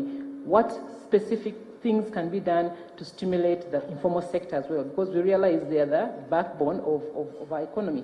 And I think my colleague has talked about the bubu, because currently we know government is the biggest consumer, and so we have a policy, but how effective is the participation, or how significant is the participation of our SMEs and informal sector in bubu? I think that we need to be more deliberate, more intentional.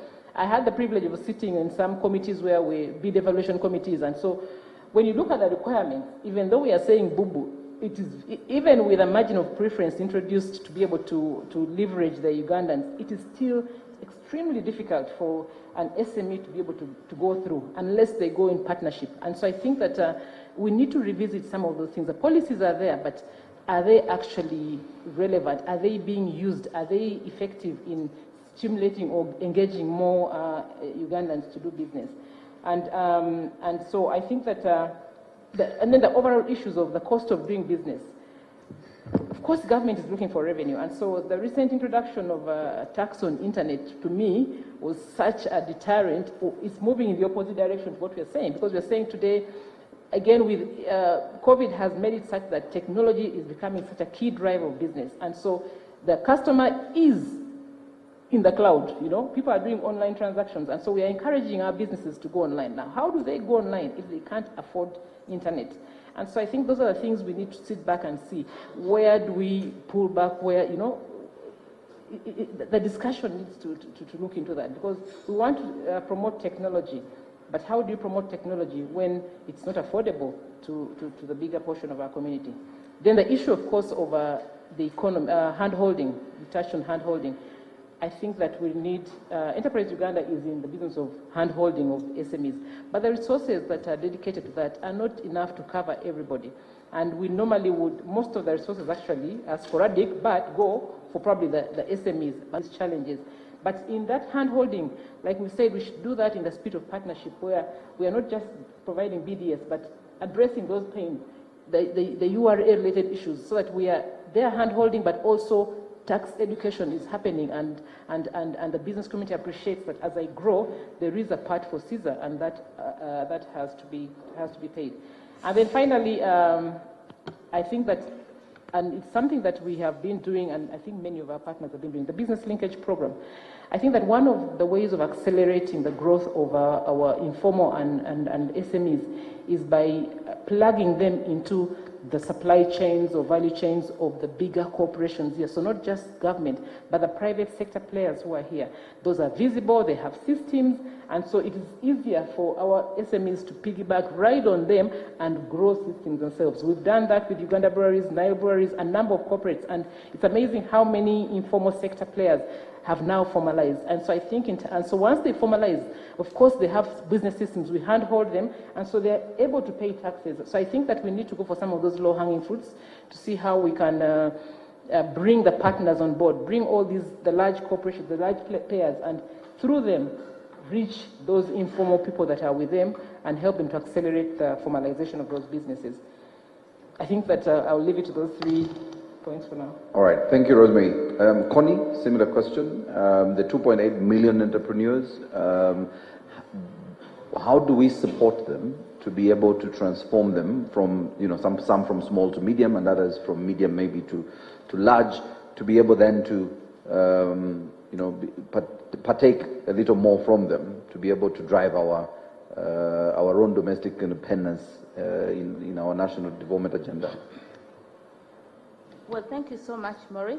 I will again go back to some of the achievements we've made as an entrepreneurship association. Way back in 2000, we were able to lobby URA to reduce taxes on diapers for kids, for babies. And that was a deterrent for women to participate in business because they had children. There are certain areas where we have to come out and say, if you're going to encourage women to engage in business profitably, to see the areas that are actually stopping them from engagement. That was one of them. Right now, Maurice, when you go to a window market, you find many women with their children, but they can afford, every woman now can afford almost to have a diaper on their children because the taxes were removed. Those are the areas we want to see URA look at, the areas that are stopping the women from engagement. Once that is addressed, then we are mainly playing our role as we continue the tax education, of course. But there are things that are stopping women to compete because of the gender roles. I have to keep reminding you about that. But that was very important when that was removed. And the other areas that they can actually ease a little bit for women to get into the business arena properly. The other aspect that UWIL has actually done, we've been engaging together with PPDA, preparing the women to engage in public procurement processes. And our women are registering on the portal. We have taken them through 3 years training, and they are beginning to get into big businesses, moving away from being informal to small, and now they can contribute towards the revenue. If we can collectively educate the women about the opportunities, engaging government in business, because that's where the business is, public procurement. They've been doing small businesses, and we're trying to see if we can grow them.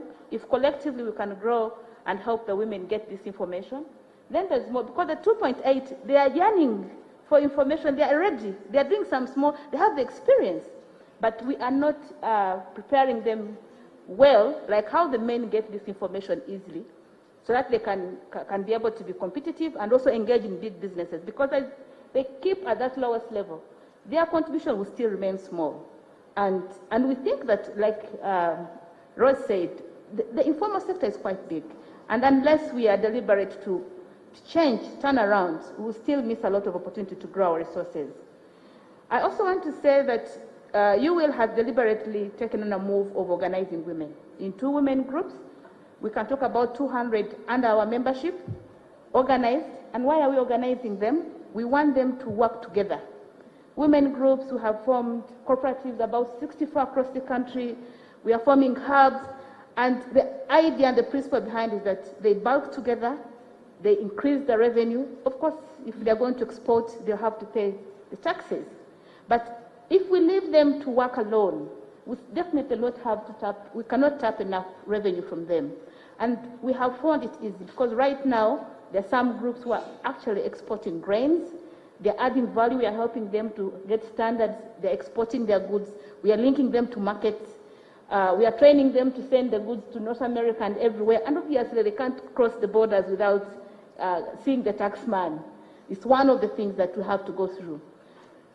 I believe strongly that if we have that approach of saying, why can't we have them work together, then we'll be able to contribute towards the revenue of this economy.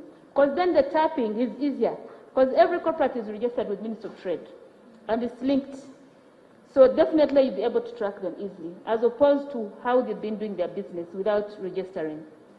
And the other idea of actually bringing them together is to share the cost of registration, the cost of doing business together, to share the burden. Once that burden is actually collectively shared, then they can now compete and contribute toward the growth of the revenue of this country. UWIL is there to mobilize them, and we can actually turn around our 2.8. I had the Commissioner General talking about 1.8 taxpayers, and many of our women there, I will tell you, we are okay, we are in our comfort zone. We need some incentives.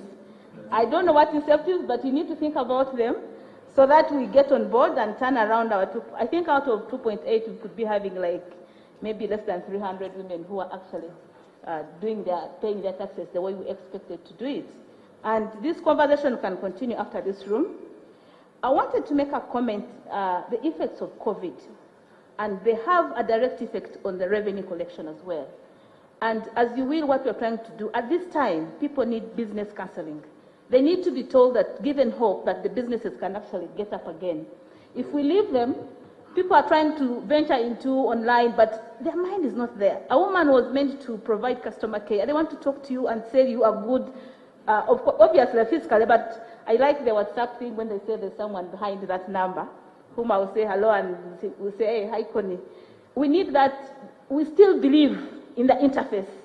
We will take a bit of time. We'll have to appreciate that technology has come, but women are very good customer care, and that's how they easily demonstrate how they sell their product, and we have to still create that platform. Okay. People who are viewing us, definitely, they are seeing it differently. Yeah.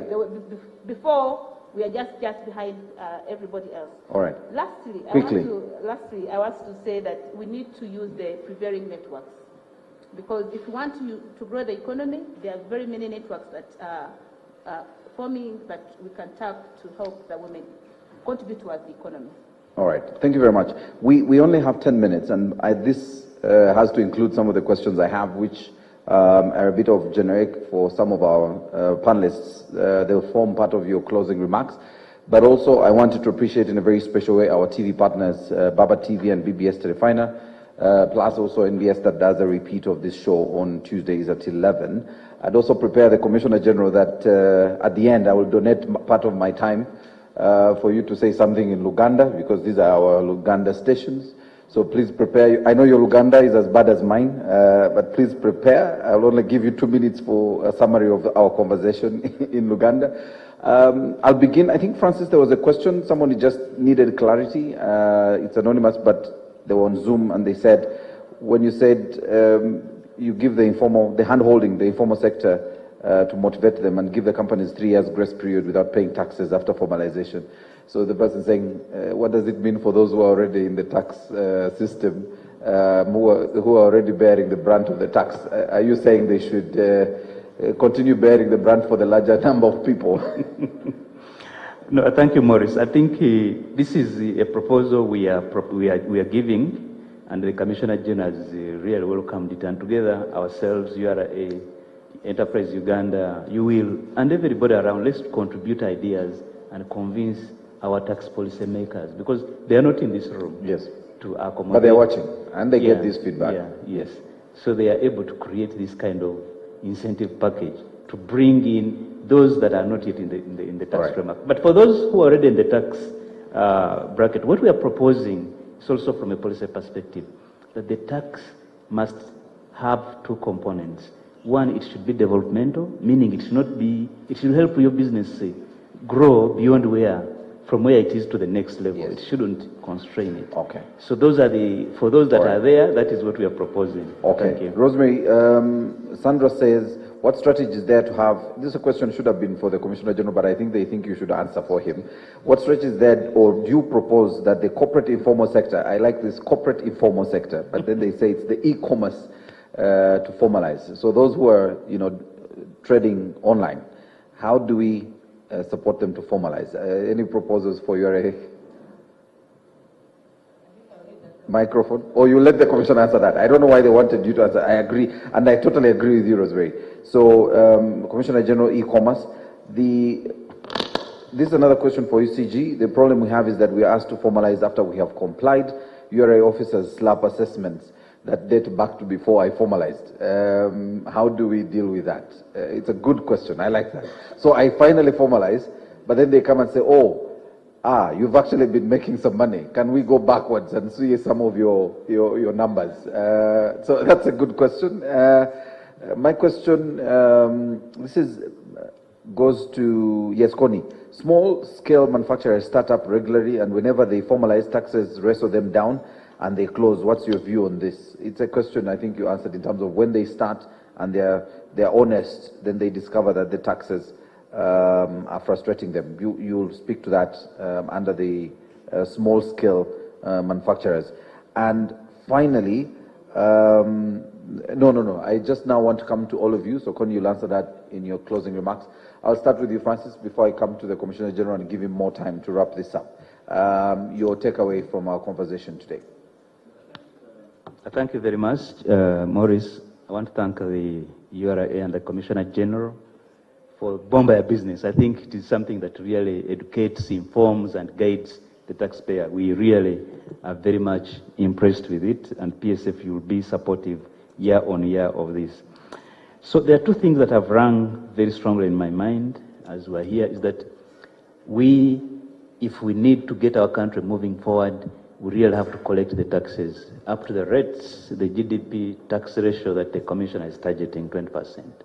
So we can achieve it by bringing in more people to the tax bracket. What we need to do is to use an incentive strategy that can get us into the tax bracket. The second thing is, in terms of inclusion, it's very much commendable that we have the ladies involved here very much, but we do have the whole component of young people, youth, who we've not actually been able to accommodate very much in our discussions. So in the future, Commissioner General, if you can have the youth participate, I think that would be very good.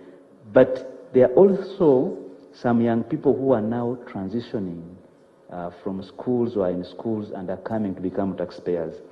I've not checked the curriculums recently, but I would like to understand whether the curriculums have certain components of duties.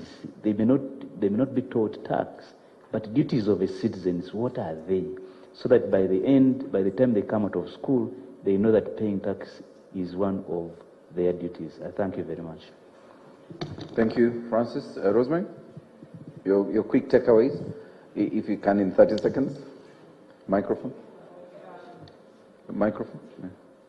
I want to comment, just add on to the issue of, I think that Connie talked about the ladies complaining about taxes, and that's something also that really needs to be addressed, because from the point of view of the business person, tax is tax. They assume everything, everything you pay is tax. And so someone is paying market dues, they are paying, those local government there's so many multiple taxes. And so sometimes that also becomes, and so in the mind of the person, they think, we've already paid taxes, now why is URA coming to also take taxes from us? So I think as a country, if we can move to a single collection, and then collect a single amount and then let it be distributed. Some of us in real estate, you pay this, then there's ground rent from the local government, and it's a lot of multiple points. So I think that those rates, the ground rates, so I think that it's something that needs to be looked at. But what I take from here today is that, yes, there's so much potential. There's so much potential within our economy to be able to raise domestic revenue. But, and I'm glad that we are looking at, it's important to understand where we are as a country, where the private sector is. And so I'm thinking, if we look at the informal sector that we say is about 52% of our private sector, within that, can we apply, say, the Pareto rule of thumb, the 20-80 rule, to say, how can we get 20% of the informal sector to give us that 80% revenue? And I think that should be it, because we know that within the informal sector, there are those who are ready, who just need a bit of more education and what. And so who are those 20%? Where are they?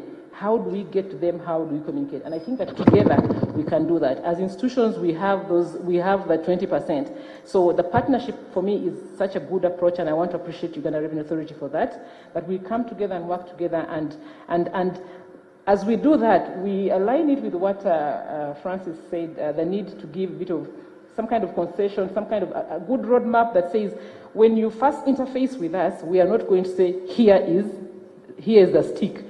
Where's the carrot? Let's build a relationship. Let's get to understand your business. Let's give you time to prepare. We educate you, because filing those returns is not as simple as we think it is. And so we educate them maybe over a period of 6 months. It's just for education. It's just for getting to know each other, building confidence, and then they begin to plan. So that probably in the next year, then we are now ready, we have planned, and we can begin to pay taxes. So I think that that's the kind of thing that we need to bring to get those 20%.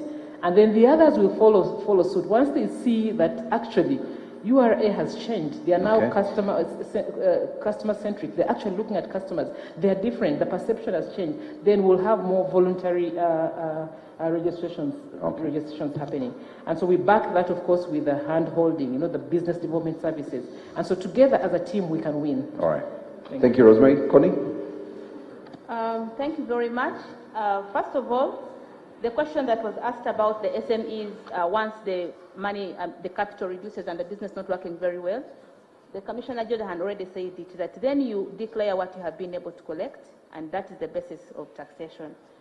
But as we have this conversation of bomba, business issues and all that, it's very important that we keep reminding ourselves about the gender policies. When the task authority is going to meet our policymakers, you have to have the gender lens. There's this woman who is very, very, very important in this economy. We are 54%, by the way, I think 54, 58% women, and we're eligible to contributing towards the development of this country. But once the policies are not user-friendly for a woman, we would definitely cut corners, we would not be able to pay the taxes. They mean a lot because we are actually the users of this. We are the biggest beneficiaries. When you go to a hospital, the mothers are actually producing and some are dying. It's this money that is actually supporting them. This is the time to engender our policies. If that is not done, we'll not get anywhere. But the other thing is that my takeaway is that we need to trust associations and groups like us. And we become your ambassadors. Because we have a platform which understands us better, and we must have that approach that let's ensure that we become your ambassadors. All right. So that way, we make the partnership real. Okay. Thank you. Thank you, Connie. Over to you, Commissioner General. You could start with the questions and then sharpen the Uganda as you wrap this up. And I was careful to finish at midday, so if they cut us off, they'll have cut off the Commissioner General, not us. But I'm sure it's already 1 minute past midday, yes. So we'll just, I'll try to be very, very brief. The question on e-commerce. Now, this is a new space, but as URA, we are trying to move fast to make sure that we carefully monitor what is happening in the e-commerce space.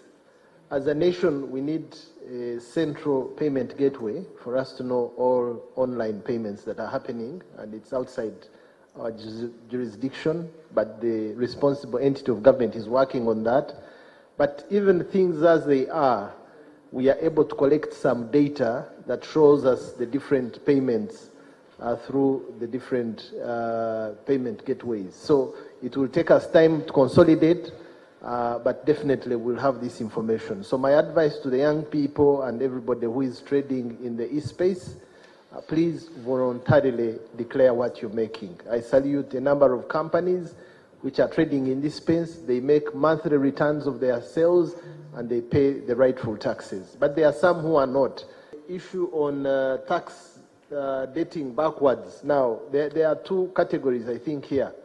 The SMEs, people who are really beginning, don't worry about the previous taxes. What is important for you now is to be compliant. You are equipped with information. You know that you should make a tax contribution. You should formalize. You should register. Please come to us without any worry.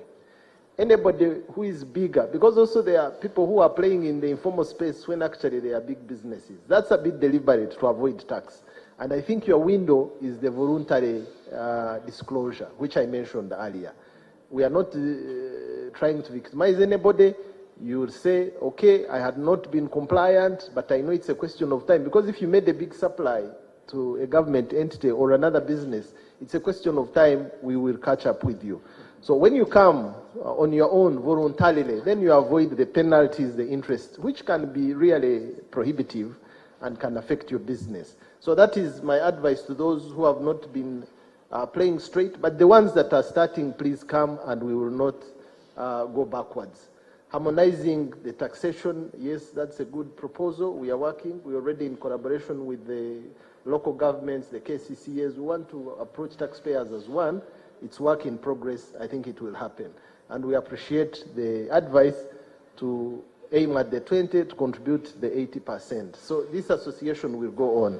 I think in brief, those are the questions. Now I go into Uganda? Yes. Okay. Thank you so much for the ambush on Uganda, but I'll try my best. So, Uganda, namwena abawiba omusolo, namwena abagala eggwanga lyamwe abagala kuzimba eggwanga, fenge ekitongole ekivunaanyizibwa eby'omusolo, twewaddeyo okulaba nti tukungaanye ssente ezimala okuzimba eggwanga lyaffe. Eggwanga lyaffe live mu kusabiriza, mu kwewola, mu bbanja, tusobole okugenda mu maaso ng'eggwanga. So tutaddewo target empya okulaba nti twongera ku bantu abali ku lukalala lw'omusolo, twongera amaanyi omukungaanya omusolo n'obwenkanya n'amazima n'okuyigiriza abantu kiki balina kukola. So bye tubadde twogerako wano ne ba panelists bannange abavudde mu private sector foundation, ekitongole ekikulira all the private businesses mu ggwanga, Enterprise Uganda, abakulira bonna abalina businesses mu ggwanga, ne association ey'abakyala. We tulaga ng'eggwanga tetusobola kugenda feka ng'ekitongole ekya URA, tulina okugenda n'abannansi bonna tutambulire wamu, kubanga abawuba omusolo batono ate omusolo gwe twetaaga okuzimba eggwanga munene. So twaniriza bannayuganda bonna n'ebitongole ebirala ebitali wano naye bibadde bijja mu sessions eza e-bomba eziweddeko, twegatire wamu tukungaanye omusolo oguwerawerako tusobole kuzimba eggwanga lyaffe. Waliwo akayimba ketuyimba nnyo wano akagamba nti yungana niyo bora ya kujenga yinchi. That is Swahili, naye kitegeeza nti bwe tukwatira wamu ffenna nga bannayuganda lyeddagala erinatuyamba okuzimba eggwanga lyaffe. So partnership, okukwatira wamu, the new focus for yejja kuba ekkubo eripya lyetugenda kuyitamu. Abawi b'omusolo ffe abakungaanya n'ebitongole byonna ebikwatibwako. Ekyokubiri kyetwogeddeko wano, okuformalizing, okuwandiika business yo kyetuyise formalization mu Lungereza, tekitegeeza nti oba olina okuwa omusolo. Ebyo binawo enjawulo. Owandiike ewandiike business yo ebeere legal entity, otandika okukeepinga records bulungi, then bw'onaaba okeepinze record n'osanga nti okoze amagoba oweeko omusolo.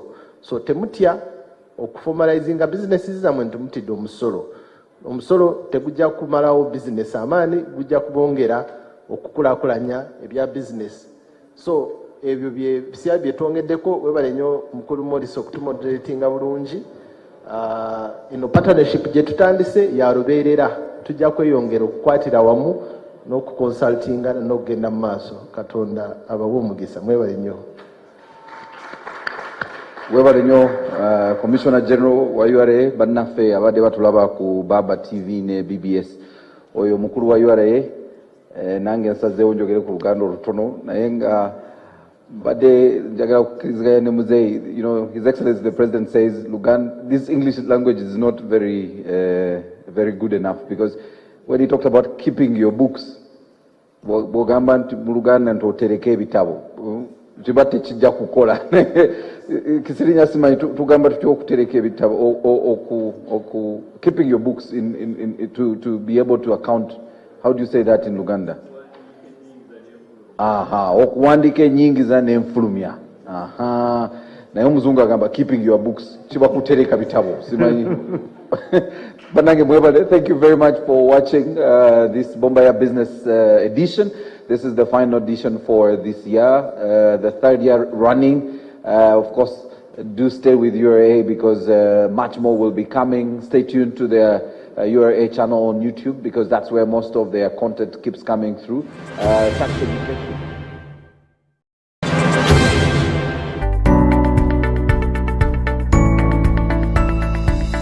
Enoni Baba TV obusoga bulayire. Okiwulidde ekyo? Ezo z'empaka za FIFA ez'okusunsulamu abaneetaba mu kikopo ky'ensi yonna ng'ate oli wakuzoota buliro ku Azam TV. Laba emipiira gyonna live mu HD ku Azam TV.